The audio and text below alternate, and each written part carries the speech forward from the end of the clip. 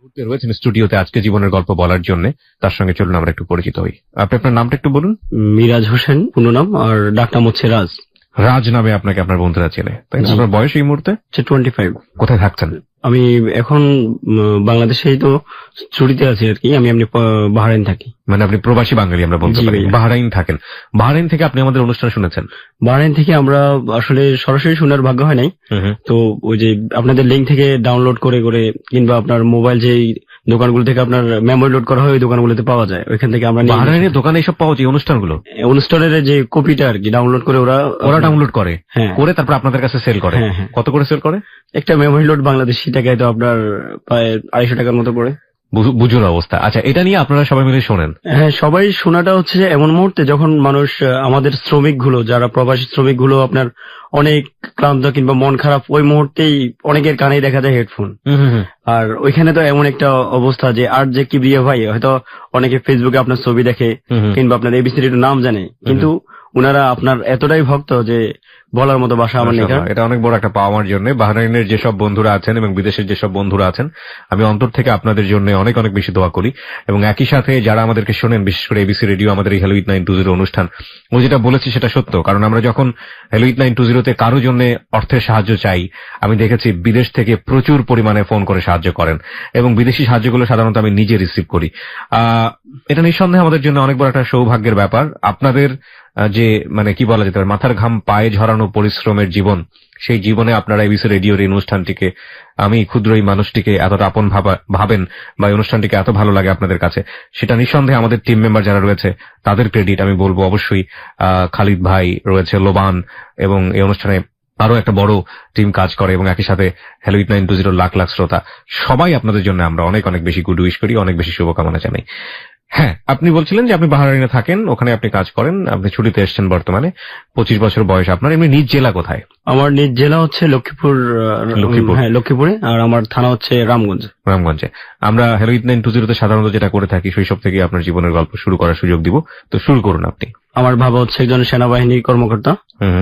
যখন আমি ক্লাস 3-তে পড়ি, আমার মা হচ্ছে একজন গৃহিণী, আর আমার 2 বড় বোন, আর আমি হচ্ছে তৃতীয়।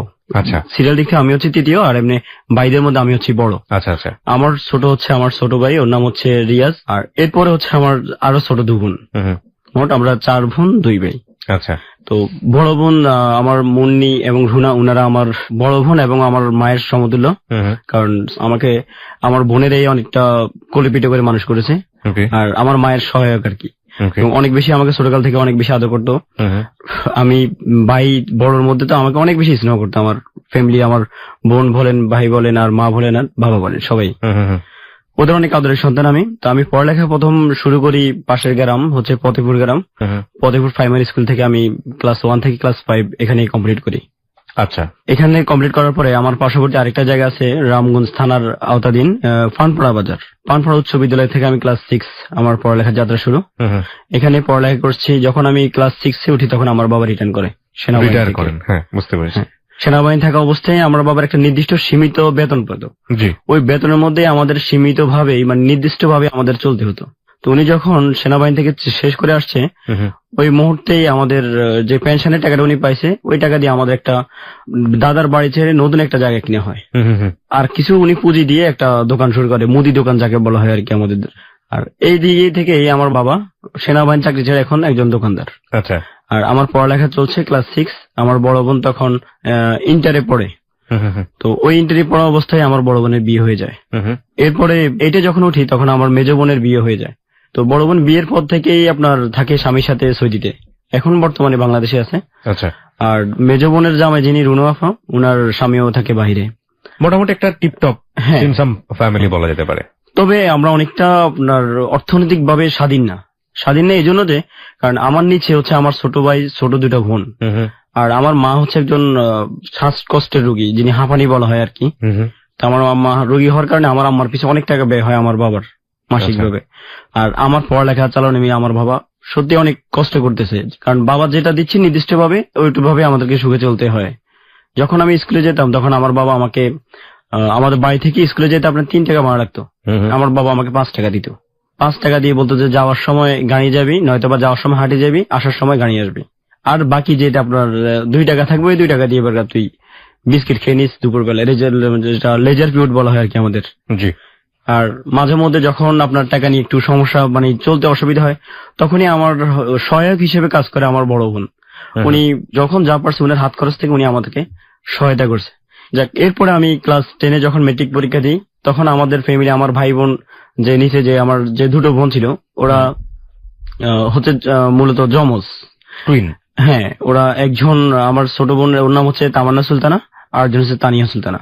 তো তামান্না হচ্ছে আপনার জন্মগ্রহণের 1 ঘন্টা পরে তানিয়া জন্ম হয়েছে। তখন আমি যখন ক্লাস 10-এ, তখন আমার এই বোনগুলো ক্লাস 4-এ কিংবা 5-এ তখন পড়ে, আর আমার ছোট ভাইটা তখন ক্লাস 7-এ পড়ে। তো এই দিক থেকে এদের, আমার একটা ছোট ভাই হাই স্কুল, আমি মেট্রিক পরীক্ষার্থী, আর এর মাঝে হচ্ছে আপনার ছোট 2টো বোন। এ নিয়ে আমার বাবা খুবই কষ্টে, যেটা আমরা দেখি কিন্তু কিছু করার মতো থাকে না।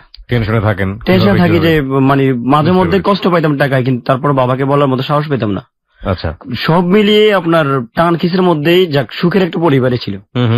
অভাব ছিল কিন্তু ভালোবাসা কারোই কমতি ছিল না।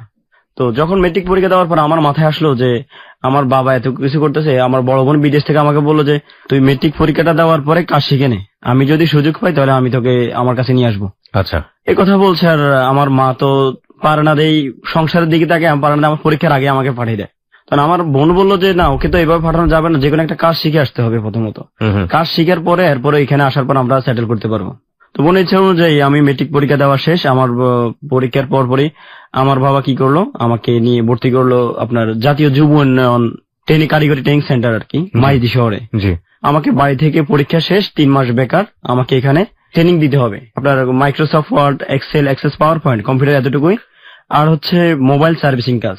এইভাবে আপনার 3 মাস এখানে কাজ মোটামুটি কোন রকম 100% শিখা হচ্ছে এটা বলা যাবে না, কারণ শিখার তো কোনো শেষ নাই। হ্যাঁ, এই কাজ করার পরে আমি পরীক্ষার রেজাল্ট দিল, মোটামুটি একটা ভালো রেজাল্ট করলাম। পরীক্ষার রেজাল্ট ভালো হওয়ার পরে আমার বাবা বললো যে ঠিক আছে, তুই কাজও চালিয়ে যা, আর কলেজেও ভর্তি হয়ে যা। সরকারি কলেজে ভর্তি হইলে তো সবসময় ক্লাস করতে হবে না। আর আমার বোনের কথা ছিল, যেহেতু ওর রেজাল্ট ভালো হয়েছে সেহেতু এখন ওকে বিদেশে আনবো না, ওকে পড়ালেখাই করেন আপনি। আমার বোন ডিসিশন চেঞ্জ করে ফেলছে, কারণ দেখছে যে আমি পড়ালেখা করতে আগ্রহী।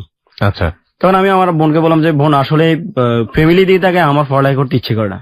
ফ্যামিলি দিকে তাকে, বিশেষ করে আমার যে ছোট 2টা বোন, আমি দেখি ওরা ছোট মেয়ে মানুষ হয়ে আমার বাবার টাকা সেভ করার জন্য কষ্টে থাকার কারণে ওরা প্রতিদিন ভোরবেলায় স্কুলের 2 ঘন্টা আগে হেঁটে চলে যেত। আর আমিও, আমার কাছে বলতো যে ভাইয়া, আমি যখন যেদিন রেজাল্ট দিছে আমার, ওই দিন আমি আমার ফ্যামিলিকে সাহস করে বলতে পারিনি যে আমাকে মিষ্টি কেনার টাকাটা দেন। 1 সপ্তাহ পরে আমি এখান থেকে রেজাল্ট পাওয়ার 1 সপ্তাহ পরে আমি আমার এক বন্ধুর কাছ থেকে আপনার 250 টাকা ধার নিয়ে মিষ্টি নিয়ে বাড়িতে যাই, সবাই মিষ্টি বিতরণ করি। এত কষ্টের দেখার পরে পড়ালেখার ইচ্ছা এমনিতে আমার আসতেছে না, কারণ বাবার যদি একটু সহায়তা করতে পারতাম তাহলে হয়তো নিজেকে অনেকটাই সফল মনে করতাম। কি করে বোনকে বললাম যে ঠিক আছে, আপনি ভর্তি করে দেন। আমার বোনের একটা বাগিনার ছেলে আছে, নাম হচ্ছে ইমরান। উনি আমাকে বললো যে তুই যে কলেজে ভর্তি হইবি, কলেজে তো অনেক টাকা দরকার, এখন তোর কাছে এত টাকা আসেনি, তোর আব্বার যে অবস্থা, কিভাবে তোকে সহায়তা করি। বলছি ঠিক আছে, আমাকে যেতে এত কষ্ট করে আমার কলেজে ভর্তি করার দরকার নেই। তখন উনি বললো যে না, তোর পড়ালেখা থেকে আমার মন চাইছে যে তোকে আমি নিজ পকেটের খরচ দিয়ে তোকে ভর্তি করাই। তখন এই মামাই, উনি আমার সম্পর্কে মামা হয়, আমার বোনের ননদের ছেলে। আচ্ছা, উনি আমাকে রামগঞ্জ সরকারি কলেজে ভর্তি করে দেয়। আমি ব্যবসা শিক্ষা শাখায় পড়ালেখা করি। তো এর মাঝে রামগঞ্জের মধ্যে আপনার আজকে ক্লাস করতেছি, বিকেল বেলায় একটা দোকানের মধ্যে প্র্যাকটিস করতেছি মোবাইল সার্ভিসিং এর। এইভাবে আজকে ক্লাস করছি, কালকে করছি না, আজকে করছি, পরীক্ষা অ্যাটেন্ড করতেছি, কাজও শিখতেছি, ক্লাসও করতেছি। এইভাবে দীর্ঘ 6 মাস যাওয়ার পরে আমার মোবাইলের দোকানের চাকরির অফার আসছে, সার্ভিসিং কাজের। আচ্ছা, চাকরির অফার আসছে। আর এখন চাকরি করতে হলে কি করতে হবে, একটা মোবাইল সার্ভিসিং মেকানিকের সর্বপ্রথম থাকতে হবে একটা কম্পিউটার। এখন চাকরি আমাকে অফার দেওয়া হয়েছে যে আপনার 8,000 টাকা বেতন দেওয়া হবে, আর আপনি কম্পিউটার যদি নিয়ে আসেন তাহলে কম্পিউটার সহকারে আপনি যদি আমাদের কম্পিউটার দিয়ে ইউজ করেন সেক্ষেত্রে আপনাকে 100% এর মধ্যে আপনাকে 40% দেওয়া হবে, আর যদি 50% যেটা আপনার পার্সেন্টেজ হিসেবে কাজ বলা হয় আর কি। এক হচ্ছে কেউ বেতনে নিচ্ছে আর কেউ নিচ্ছে পার্সেন্টেজে। আর যদি আপনি কম্পিউটার নিয়ে আসি কাজ করেন তাহলে আমাদেরকে দিতে হবে 30%, 70% আপনার। আচ্ছা, এই কথা বলছি। আর মাকে, বাবাকে তো বলার মতো সাহস পাচ্ছি না। মাকে বললাম যে আম্মা, যে এখন কি করা, আমার তো কাজ শিখে হয়েছে, আর ফ্যামিলি যে অবস্থা, আমাকে একটা কম্পিউটার কিনে দেন, ব্যবস্থা করে দেন। তখন আমার আম্মা বললো যে কই থেকে দিমু বাবা, আচ্ছা ঠিক আছে তোর বাবারে বলি দেখি। তখন আমার বাবার বলছে, আর বাবা বলছে আচ্ছা ঠিক আছে, আমি দেখি কতটুকু সহায়তা করা যায়। আব্বাকে এই কথা বলার পরে আমার আম্মা আমাদের এক মামা, পরিচিত এক মামার কাছে ঢাকায় ফোন করে যে আমার ছেলের একটা কম্পিউটার দেওয়া যায় কিনা কিস্তির মাধ্যমে। আমার ছেলে আস্তে আস্তে কত সালের গল্প এটা? এটা হচ্ছে আপনার 2006 এর গল্প। 2006, ঠিক আছে, বলুন তারপর। তো এই অবস্থার পরে আমার মামাকে যখন উনি আমার আপন মামা না, এমনি সম্পর্কিত আমার মায়ের পরিচিত, ওনার বাবার বাড়ি একজন ভাই। তখন উনাদের বলছে যে ন্যূনতম একটা কম্পিউটার দিতে হলে 45,000 টাকা দিতে হবে, যেটা তখন মার্কেট প্রাইস ছিল 33,000 টাকা। কিন্তু ওই কম্পিউটারটা আপনার মানে সুদে আসলে মিলে 45,000 টাকা দাম আসছে। হ্যাঁ, কিস্তি মিলে। আর নগদ দিতে হবে আপনাকে 15,000 টাকা। এখন 15,000 টাকা মিলানো নিয়ে টেনশন, কি করবো। 45,000 টাকা হলেও দিব, কিন্তু কিভাবে কিস্তি মিলাবো। কারণ কম্পিউটার কেনার পরে হয়তো আমি জব করব, ওইখান থেকে টাকা ইনকাম করে ওটা শোধাতে পারবো। আমার শোধানোর দায়িত্ব ছিল মাসে 8,000 টাকা করে। আচ্ছা, তখন আমি আমার বোনকে, যে বিদেশ আমার যে বোনটা থাকে, ওই বোনকে বললাম যে আফা যেভাবে হোক আমাকে একটু সহায়তা করেন। আপনি তো আমাকে, অনেকেই আমার ফ্যামিলির সহায়তা করে, আমার বাবার সংসার চলতেছে না, ওই মুহূর্তে দেখেছে আমার বোনে 5,000, 2,000, 4,000 টাকা যতটুকু পরে দেয় দিয়ে সহায়তা করে। তো আজকে বলছে বোন আমার এখন তো একটা কম্পিউটার দরকার, আমাকে যদি একটু সহায়তা করেন। আমার বোন আমার জন্য 6,000 টাকা দিছে। আচ্ছা, 6,000 টাকা দেওয়ার পরে আমার মা কি করলো, উনার কানের দুল বিক্রি করে দিছে, ওটা ছিল 3,000 টাকা এই কম্পিউটার কেনার জন্য।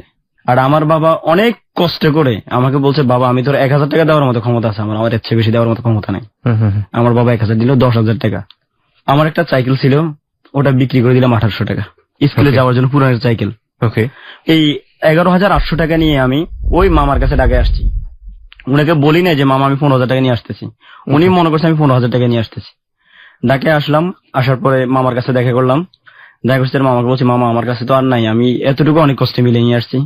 আসার পরে আমার মা আবার উনাকে অনুরোধ করছে যে ভাই যেভাবে হোক একটু গরিবের দিকে লক্ষ্য করেন, কি করে এটা তো আপনাদের ভাগিনার মতো, একটু সহায়তা করেন। তো এই কথা বলার পরে যাক উনার দয়া হলো, 11,000 টাকা নিছে। আর 800 টাকাতে কোনো মতে ভাড়া দিয়ে আমি একটা কম্পিউটার নিয়ে আপনার বাড়িতে গেলাম। যাওয়ার পরে এটার উইন্ডোজ সেট আপ, গান টান ঢুকানো, ক্যাসেট কিনে এটার মধ্যে গান লোড করলাম। লোড করে ইনশাল্লাহ এর 4-5 দিন পরে আমি রায়পুর বাজার অনেক টেলিকম, ওই রায়পুরের মধ্যে ওটা সবচেয়ে সুনামধন্য সার্ভিসিং দোকান ছিল। ওর মালিক ছিল বিলাল ভাই। তো উনার দোকানে যাওয়ার পর উনি আমাকে বললো যে ঠিক আছে, তুমি এখন থেকে, আমার তো 3টা সার্ভিসিং ম্যান কাজ করে, তুমি এই পাশে আবার টেবিল নিয়ে বসো, কাজ করবা, রাতের বেলায় কাজ করার পরে আমাকে টাকা দিয়ে যাবো। তো এখানে কাজটা তখন মোবাইলের চাহিদা ছিল, মোবাইলের সার্ভিসিং এর চাহিদা ব্যাপক ছিল এবং অল্পতেই আপনার অনেক বেশি বিল আসতো। এই মোবাইল কম্পিউটার দিয়ে সার্ভিসিং এর কাজটা আমি যাত্রা শুরু করি আর কি, ইনকাম পরিবারকে রক্ষার্থে। আর আমার বাড়ি হচ্ছে রামগঞ্জ, আমি সকালবেলা চলে আসি রায়পুর, এখানে আসি মোবাইল কাজ করে, রাতের বেলায় 9টা-10টার পরে আবার বাড়িতে যেতে হয় টেম্পু ধরে। এর মাঝে আমার কলেজে যাওয়া আসা মিস হচ্ছে ঠিকমতো। হ্যাঁ, কারণ কয় টাকা রোজগার হতো দিনে আপনার? কখনো 800, 1,000, 1,200 সার্ভিসিং এর উপর নির্ভর। ভালো ইনকাম। অনেক সময় দেখা গেল যে রাবার দিয়ে ঘষা দিয়েও 500 টাকা রেখে দিচ্ছেন। না, এটা হয়। আরেকটা ট্যাকটিস আমি জানি না, সবাই করে তা বলি না, বাট এরকম করে অনেক সময়। প্রথমে সেলফোনটা দেখবে, দেখার পরে বলবে যে এটা তেমন কিছু নষ্ট হয়নি, আইসিতে কিছু একটা ঝামেলা হয়েছে। আচ্ছা ঠিক আছে, কত টাকা লাগবে? 200 টাকা লাগবে সাপোজ। ঠিক আছে, খুলে ফেলেন, 200 টাকা দিয়ে দিব, কোনো সমস্যা নেই। খোলার পরে আপনার নাম্বারটা দিয়ে যান, 2 ঘন্টা পরে ফোন দিবে, এটা তো আইসি না, আইসিতে গেছে সাথে আরো 2টা পার্টস গেছে, এটা যদি এখন ঠিক করেন এই অবস্থায় তাহলে আরো 200 টাকা লাগবে।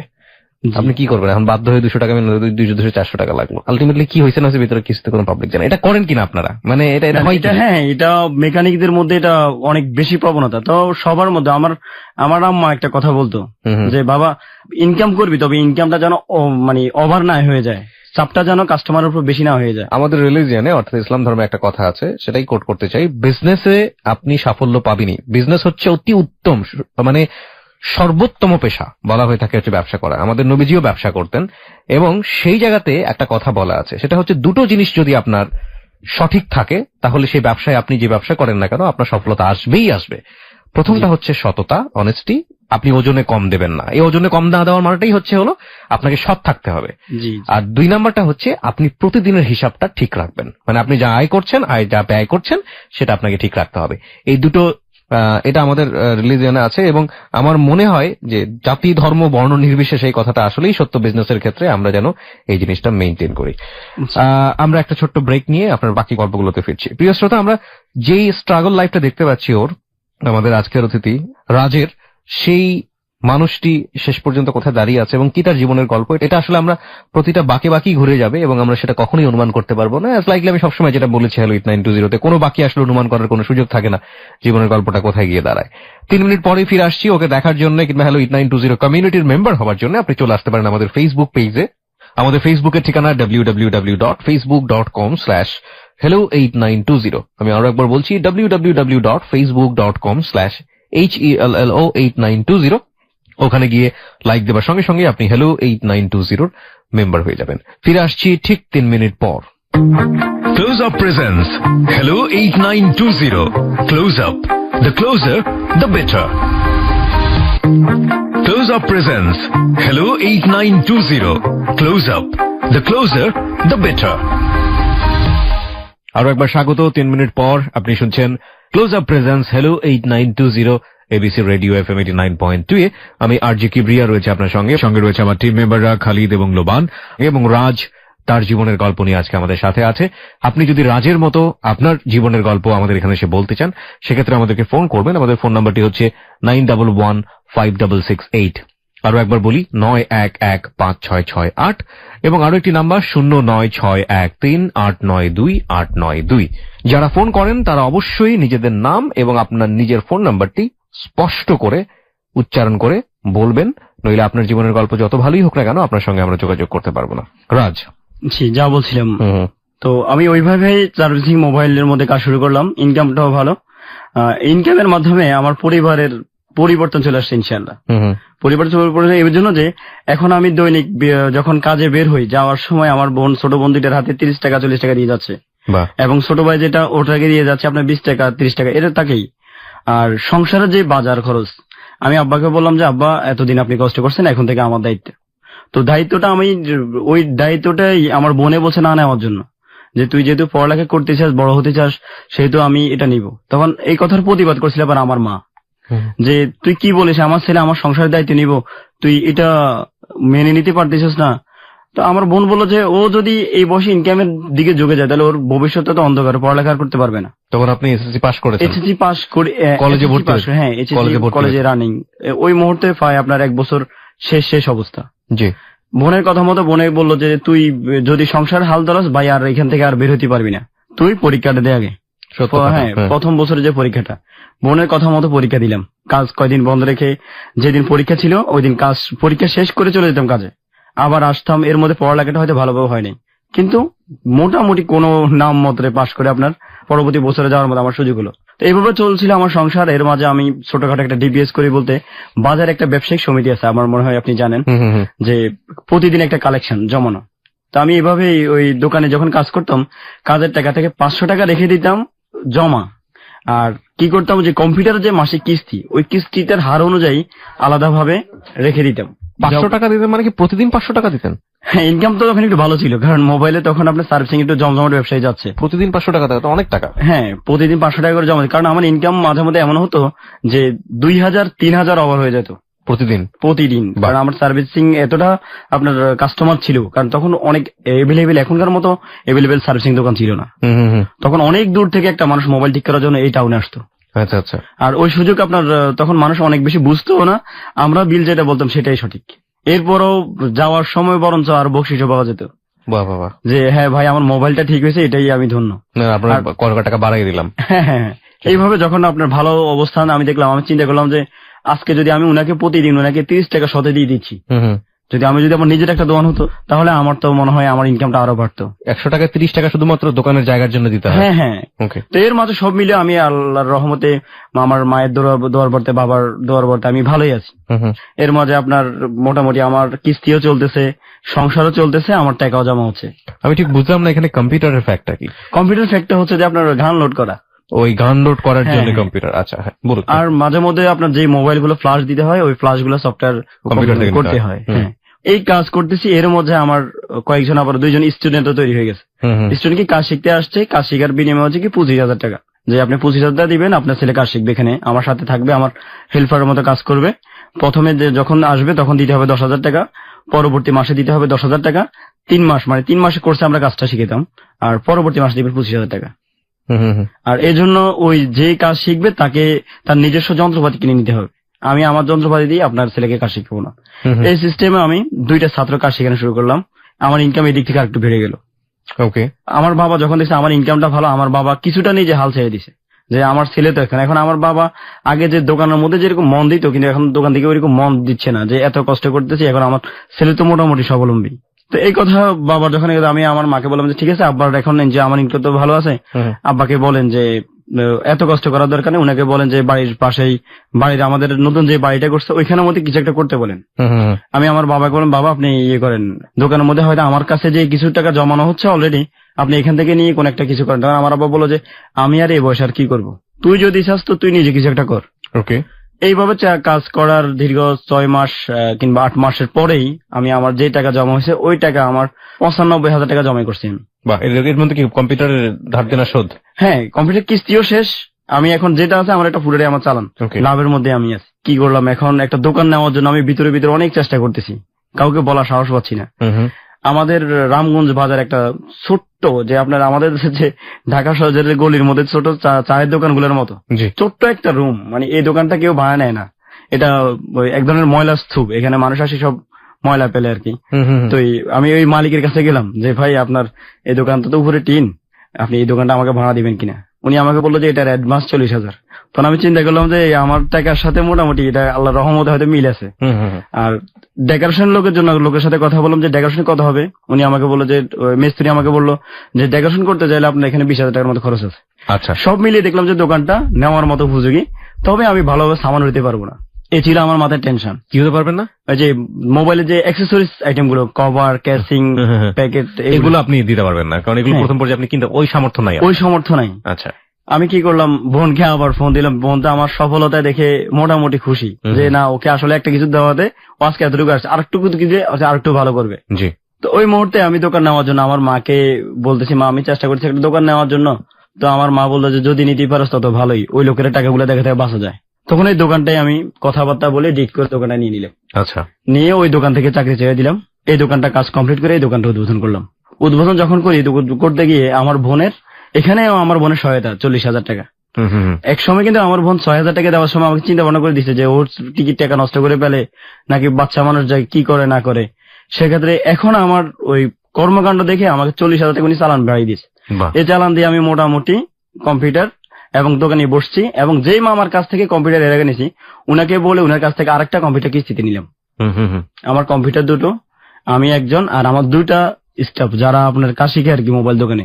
এই নিয়ে চলছিল আমার খুবই ভালো। মোটামুটি আপনার প্রথম মাসে আমার যে ইনকামটা সেটা ছিল দোকানের সর্বশেষ খরচ বাদ দিয়ে আমি 45,000 টাকা ইনকাম করি এই মাসে। বাহ বাহ বাহ। তবে এই লাইনের মধ্যে আপনার টাকাটা ইনকাম করাটা যত সহজ, কিন্তু আপনার খরচ কিভাবে হয়ে যায় সেটা আবার মানে যখন মাসে দেখি ইনকাম করি কিন্তু টাকাটা গেল কোথায়। আমি তো সিগারেটও খাই না আর কোনো বাজে নেশা নেই, কিন্তু তারপরও টাকাটা পাওয়া যায় না, খরচ হয়ে যায় ব্যাপক। তো এই অবস্থার পরে আমার অবস্থাটা যখন ভালো হলো, এরই মধ্যে আমার মা উনি হঠাৎ করে উনার জন্ডিস এত অবস্থা খারাপ উনার যে চোখ মুখ হলুদ হয়ে গেছে।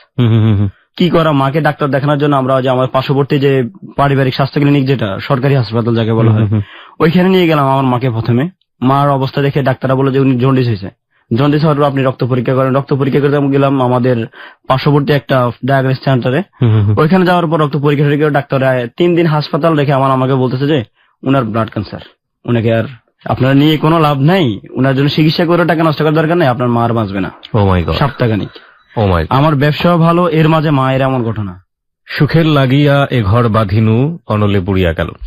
যদিও কথাটার পুরোপুরি অর্থ ওর ঘটনার সাথে ম্যাচ করবে না, কিন্তু একটা বিষয় এটা ঠিক যে যখন মানে এত টানাপোড়েনের মাঝেও একটা আলোর মুখ দেখালো, কিন্তু সেখানে মানে মেঘনা চাইতে বজ্রের মতো আরেকটা নিয়তি, চরম নিয়তি। বলুন তারপর। এখন মাকে নিয়ে আমার বোন তো বিদেশ, বড় বোন তো আপনার ওইখান থেকে কিছু করতে পারছেন, তবে মার জন্য সারাক্ষণে কান্নাকাটি করতেছে, ফোন করতেছে, কথা বলতেছে, আমাদের সাথে কথা বলছে। আমি আর আমার মেজো বোন, ছোট ভাই তো পড়ালেখা, আর ওই মুহূর্তে আমার ছোট বোন 2টার পরীক্ষা চলতেছে, সে যেটা মাসিক যে আপনার সেমিস্টার পরীক্ষা যেটা আর কি। ওকে।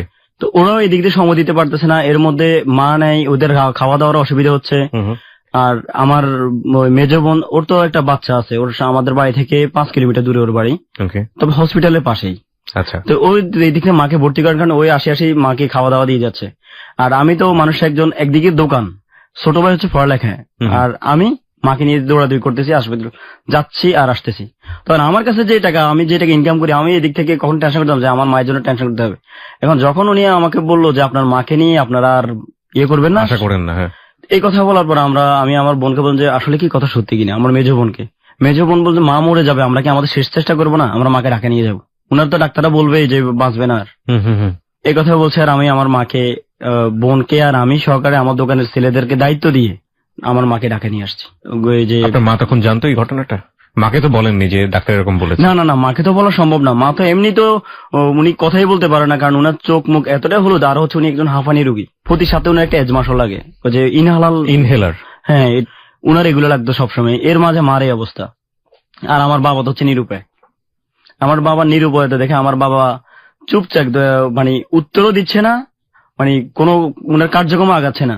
কারণ উনি কি করবে, উনার অমন সমর্থ নেই যে আমার মায়ের চিকিৎসা করবে। যাই হোক, আপনার বোন বললো যে ঢাকায় নিয়ে এসে কিছু একটা করে। কারণ আমার বোনের আবার আমাদের সাথে একটু আর্থিক অবস্থা ভালো, কারণ ওর স্বামী বিদেশ থাকে। মাকে নিয়ে চলে আসলাম ঢাকায়। ঢাকা আসার পরে শাহাবুদ্দিন মেডিকেল কলেজ, আপনার যে কলেজটা, এখানে নিয়ে আসার পরে উনাকে 3 দিন এখানে রাখার পরে বিল আসছে আপনার প্রায় 17,000 টাকার মতো।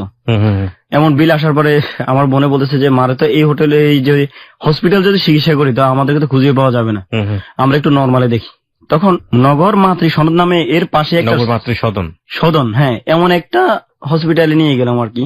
নেওয়ার পরে উনারা পরীক্ষা বলতেছে যে আপনার মার কোনো ক্যান্সারই হয় নাই, ডাক্তারে বল চিকিৎসা ছিল, উনার হেপাটাইটিস পজিটিভ হয়ে গেছে, ঝুঁকি হয়ে গেছে। এখন উনাকে টানা 1 সপ্তাহ যাবত উনাকে স্যালাইনে রাখতে হবে এবং অনেক বেশি পরিচর্যা রাখতে হবে। আচ্ছা, একথা বলার পরে মাকে আমি বললাম আচ্ছা ঠিক আছে, এখন কি আর করা, এর মধ্যে তো আপনার অনেক টাকা অলরেডি শেষ হয়ে গেছে, আমিও সহায়তা করতেছি, বোনও সহায়তা করতেছে। এরপরে এইভাবে আমার মায়ের চিকিৎসা বাবদ আমাকে অনেক বিশাল ব্যয় বহন করতে হয়েছে। মায়ের চিকিৎসার জন্য আমার মা 3 মাস টানা হসপিটাল ছিল, যার আমাদের সর্বশেষ কস্ট মায়ের পিছনে আসছে 4,65,000 টাকা। এর মাঝে আমার তো দোকান যায় অবস্থা, দোকানে এর মাঝে আমার মায়ের চিকিৎসা বাবদে 4,65,000 টাকা টোটাল ব্যয়। এই ব্যয়টা আমি কি করতে হয়েছে, আমাকে বিভিন্ন আমার যে আশেপাশে যারা ব্যবসায়ী তাদের কাছ থেকে আমি টাকা হাওলাত নিয়ে, ধার নিয়ে, ওই যে আমার দোকানের পাশে মাল্টিপারপাস ছিল, এই দিক থেকে নিয়ে শোধাইছি। আমার বড় বোনে সহায়তা করছে 50,000 টাকা, আমার মেজ বোন সহায়তা করছে 40,000 টাকা মায়ের এই চিকিৎসার মধ্যে। আর পুরো টাকার দায়ভারটাই আমার কাঁধে। মা হসপিটাল, আমি তো এখন দেনা হতে পারি কিন্তু আমার মা তো চিকিৎসা বন্ধ করতে পারি না। সতে হলো আমার গর্ভধারিণী মা, আর টাকা হয়তো হবে কিন্তু আমার মায়ের তো আর হয়তো থাকবে না।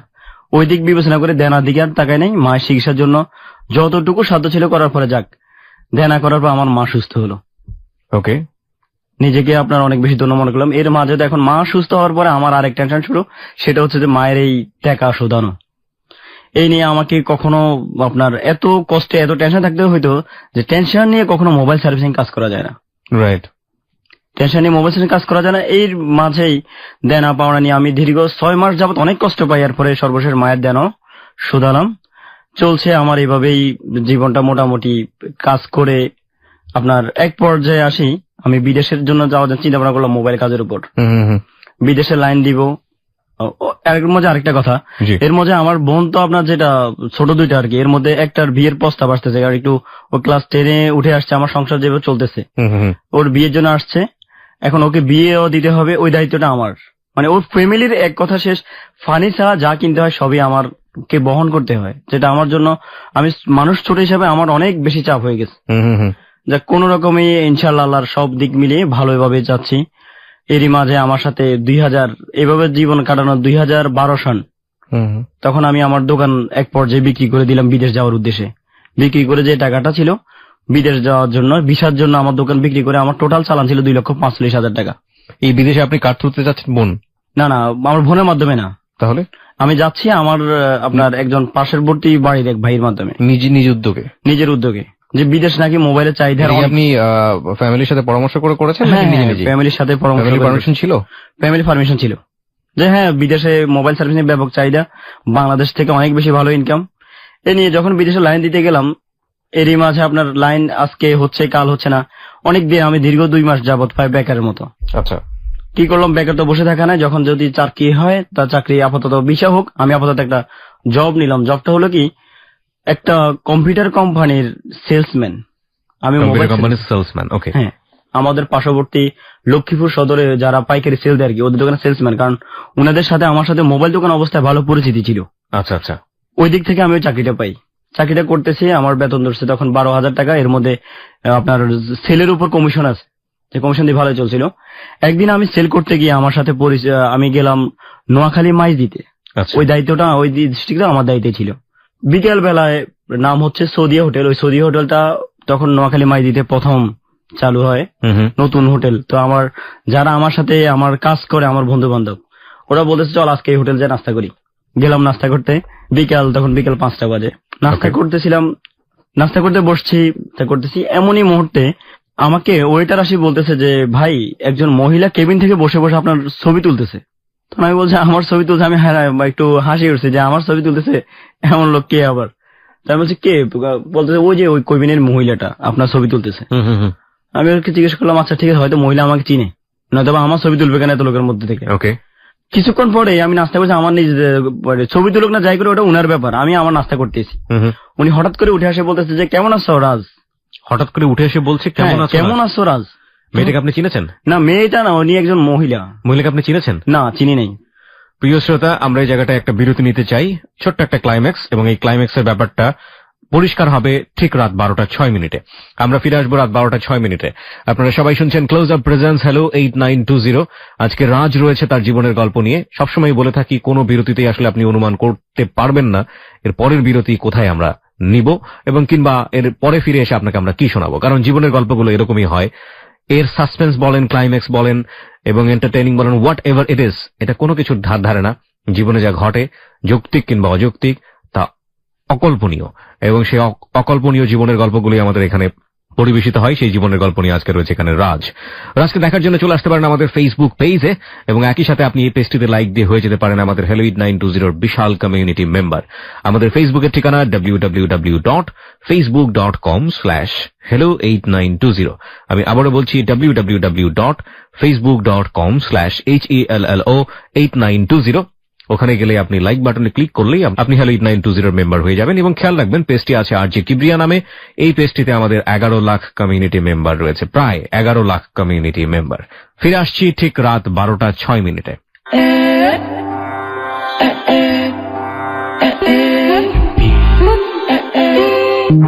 Close Up presents Hello 8920. Close Up, the closer, the better. Welcome back once again. আমরা শুরু করছি আবারও ক্লোজ আপ প্রেজেন্স হ্যালো 8920। 12:06 হচ্ছে সময়। সংবাদের পর সবাইকে আরো একবার আমন্ত্রণ। আমি আরজে কিবরিয়া রয়েছে আপনার সঙ্গে অবশ্যই, এবং আমার সঙ্গে রয়েছে আমার টিম মেম্বাররা, খালিদ রয়েছে, লোবান রয়েছে, এবং আজকে জীবনের গল্প বলছি এখানে রাজের কাছে ফিরতে চাই। তবে তার আগে আপনাকে বলছি, ওকে দেখার জন্য কিংবা ওর সাথে সরাসরি যোগাযোগ করার জন্য, ওকে ফ্রেন্ড রিকোয়েস্ট পাঠানোর জন্য চলে আসতে পারেন আমাদের ফেসবুক পেজে। আমাদের ফেসবুকের ঠিকানা www.facebook.com/hello8920। আরো একবার বলি, www.facebook.com/hello8920। যারা আমাদের এখানে এসে জীবনের গল্প বলতে চান, তারা বলছি ওকে পেজে গিয়ে লাইক দেবার সঙ্গে সঙ্গে আপনারা হ্যালো 8920 মেম্বার হয়ে যাবেন, এবং এখান থেকে ইনবক্সেও আপনারা চাইলে আমাদেরকে স্টোরি লিখে পাঠাতে পারেন। আপনারা যদি আমাদেরকে ফোন করে জীবনের গল্প বলতে চান, যেটা করে থাকেন সবসময়, আমাদের ফোন নম্বরটি হচ্ছে 91156668। আরো একবার বলছি 91156668। আরেকটি ফোন নম্বর রয়েছে 09613892892। আমি আবারও বলছি 09613892892। জি, রাজ, যেখানে আপনি ছিলেন, আপনার কাছে একটা মহিলা এসে বলল রাজ কেমন আছে বা কিছু একটা, তাই তো? হ্যাঁ, আমাকে যখন রাজ বলে ডাকলো তখন আমি একটু অবাক হয়ে তাকালাম যে, আর রাজ বলার পরে আমি বললাম যে জি আপা বলেন, আপনি কি আমাকে চিনতে পারছেন? উনি আমাকে বললো যে হ্যাঁ আমি তোমাকে চিনি। তো কি অবস্থা, তোমার আম্মু ভালো আছে কিনা? এখন আমি উনার কথায় পুরোটাই অবাক যে অবশ্যই উনি আমাকে চিনে, ঘাবড়ে যাওয়ার মতো অবস্থা। হ্যাঁ, উনি চিনে এবং আমার এই জন্য ছবি তুলছে। আমি এগুলা কি পাশে দুইটা কে আপনার দুটো বাচ্চা, একটা ছেলে একটা মেয়ে, এগুলা কি ভাগিনা ভাগনি নাকি? কারণ আমি ওনাকে আপা বলছি। আমি কথা বলার পর উনি আমাকে বললো যে হ্যাঁ তোমাকে আমি খুব ভালো করে চিনি, তবে এখন হোটেলের মধ্যে একটা ব্যাখ্যা দেওয়ার সময় নেই, তোমার নাম্বারটা আমাকে একটু দাও তাড়াতাড়ি। তো আমি বলছি যে কেন? কয় না, তোমার সাথে কথা আছে, আমার স্পেশালি কিছু জরুরি কথা আছে, তুমি আমাকে চিনো, এখন পুরো ব্যাখ্যা দিব না কারণ এখানে তোমার বন্ধু বান্ধব আছে। তো আমি বলছি আচ্ছা ঠিক আছে, আমি দিব, আপনি একটু ওয়েট করেন, আমি আমাকে বুঝিলে আপনি কে। একথা বলছেন। উনি কেবিনে যাই বসলো, আমাকে ডাক দিলে আমি উনার পাশে কেবিনে যাবো, মানে উনি এই পাশে আমি এই পাশে, একই কেবিনে, এবং পাশেও দুটো বাচ্চা। ওই দুটো বাচ্চার নাম হচ্ছে, আমাকে বললো যে এ হচ্ছে নাবিলা, এ হচ্ছে নাহিয়ান। আমি বলছি যে কেমন আছো মামা, ভালো আছো? হ্যাঁ ভালো। আমি বলছি আচ্ছা কি খাবেন আপনারা বলেন, যেহেতু একজন আমাকে চিনে, আমার পরিচিত, আমি নাস্তা করতেছি, আমি তো উনাকে না বলে পারতেছি না। আমি বলছি, কি খাবেন বলেন। উনি আমাকে বললো যে আমি তো আসলে খেতে আসি নাই, নিতে আসছি, কারণ তোমার আঙ্কেল বাসায়, আর তোমাকে এত ব্যাখ্যা এখন দিব না, কারণ তুমি শুনলে অবাক হয়ে যাবে আমার পরিচয়। আমি তোমাকে অবাক করবো না, এই জন্য তুমি নাম্বারটা আমাকে দাও, আর আমি খাবার নিয়ে যাব বাসায়। আমি বলছি, কি খাবেন? কারণ আমি খাচ্ছি গ্রিল, উনাকে আমি গ্রিলের অর্ডার দিতে, তখন বললো ঠিক আছে আপনি তাহলে গ্রিল খান। এই কথা বলে আমি উনাকে ফুল একটা গ্রিল আপনার নিয়ে, এবং আরেকটা বক্সের মধ্যে ওই ওয়েটারকে বলে রুটি দিয়ে উনি নিয়ে গেল বাসায়। আমার নাম্বার ছিল, আমি নাম্বারটাই দিয়ে দিলাম, উনি চলে গেল। নাম্বারটা আপনি নিলেন না? না না, আমি তো উনার এত গুরুত্বপূর্ণ মনে করি নাই। উনি যেহেতু নাম্বার নিয়েছে, উনি ফোন করে আমার নাম্বার দিবে। এরই মাঝে আপনার রাতের 8টা বাজে আমার কাছে প্রথম একটা ফোন আসছে, আর আমাকে বলতেছে যে কেমন আছো আব্বু। ফোনটা ভয়েসটাই ছিল এমন যে কেমন আছো আব্বু। আমি বলছি যে জি ভালো আছি, কে বলছেন আপনি? ওমা তুমি এত সকালে আমাকে ভুলে গেলা, বিকেল বেলায় তো তোমার সাথে একসাথে নাস্তা করলাম, তুমি আমাকে নাস্তা দিয়ে বিল দিতে দিলা না আমাকে, তুমি নিজে বিল দিয়ে দিলা। তা আমি কেউ জি জি জি আসসালামু আলাইকুম, জি আপা ভালো আছেন আপনি? তো বলছে আরে বোকা ছেলে, তুমি আমার ছেলে, আমি তোমার মায়ের মতো, তো তোমাকে কি বলছি তুমি ভালো আছো, এখন কই আছো? আমি বলছি আমি বাসার দিকে যাচ্ছি। তো তুমি বাসার দিকে যাও, আমি তোমাকে 10টার দিকে একটা ফোন দিব। 10টা বাজে বাসা যাওয়ার পর উনি আমাকে ফোন দিল, যে বললো যে এখন বলো কি অবস্থা তোমার। মূলত আসলে তোমাকে সত্যি কথা বলতে কি, তোমার পার্শ্ববর্তী বন্ধুরা তোমার নাম ধরে ডাকতেছে, আর তুমি তোমার মায়ের কথা বলছো। ওই নাম ধরে থেকে আমি তোমাকে বুঝতে পারি তোমার নাম হচ্ছে রাজ, আর এই কারণে আমি তোমাকে রাজ বলে ডাকি। তোমাকে একটু অবাক কি করলাম, এখন তোমার আরো অবাক লাগছে না যে আসলে আমি তোমার পরিচিত না? আমি বলছি আপনি পরিচিত না, তো আপনি আমার ফটো তুললেন কেন? হ্যাঁ এই কথা বলছে। উনি আমাকে বললো যে কেন মা কি সন্তানের ফটো তুলতে পারে না? আমি বলছি আপনি আমার মা। হ্যাঁ মূলত হচ্ছে যে বাবা কি বলতাম তোমাকে, আমার ছোট যে পিচ্ছি দুইটা ছিল, এরা তোমাকে দেখে বলতেছে আম্মু এমন একটা ভাইয়া যদি আমাদের থাকতো আমাদের খুব ভালো হতো। তখন তোমার ওদের কথা মতো রাখতে গিয়ে আমি তোমার ছবি তুলতে বাধ্য হচ্ছি। এই ক্ষেত্রে আমি বলছি ঠিক আছে, যেহেতু ভাইয়াকে এত পছন্দ হয়েছে, ভাইয়া ছবি তুলে নাও। তখন আমি বললাম যে যাই হোক, আপনি মনে হয় যে কাজটা ভালো হয় নাই, আপনি আর আমার নাম্বার নিচ্ছেন কেন? তখন আমাকে বলছে ও মা দরকার হতে পারে না তোমাকে, আর তোমাকে তো আমি বললাম তুমি আমার ছেলের মতো, আমি তোমার মায়ের মতো। কি বলে না বলে, আমি তো আপনাকে আফা ডাকলাম। হয় না না এটা ভুল ওষুধ বলছে, অসুবিধা নেই। এই হচ্ছে উনার সাথে প্রথম দিনের পরিচয়, এতটুকুই। পরের দিন থেকে উনার যেটা রেগুলার শুরু হলো, সকালবেলা আমাকে ফোন করে বলবো যে আব্বু কি করো, বাসা থেকে বাইরে এসছো, নাস্তা করছো? এই হচ্ছে উনার প্রথম সকালবেলার ফোন। দুপুরবেলা ফোন হচ্ছে যে কি অবস্থা, তুমি নাস্তা করছো এখনো, নাকি এখনো মোটর সাইকেলে সারাদিন বসে বসে ডিউটি করো, খাওয়া দাওয়া তো তোমার ঠিক নেই, চেহারা তো নষ্ট হয়ে যাচ্ছে। তাই আমি বলছি আপনি আমাকে এতটা কিভাবে ইয়ে করেন? উনি এমন ভাবে আমার টেক করা শুরু করতে লাগলো, দুপুর একবার, সকালে একবার, সন্ধ্যার সময় একবার, যে আব্বু আমি নাস্তা করতে বসছি, তুমি নাস্তা করছো কিনা। আমি ঠিক জানি না যে সাইকিয়াট্রিক জায়গাটা থেকে এটার ব্যাখ্যাটা কি। অপরিচিত এরকম একটা মানুষকে এইভাবে নিশ্চয়ই কোনো কারণ থাকতে পারে, হয়তো আমরা সামনের দিকে গেলে এটার একটা কারণ আমরা খুঁজে পাবো।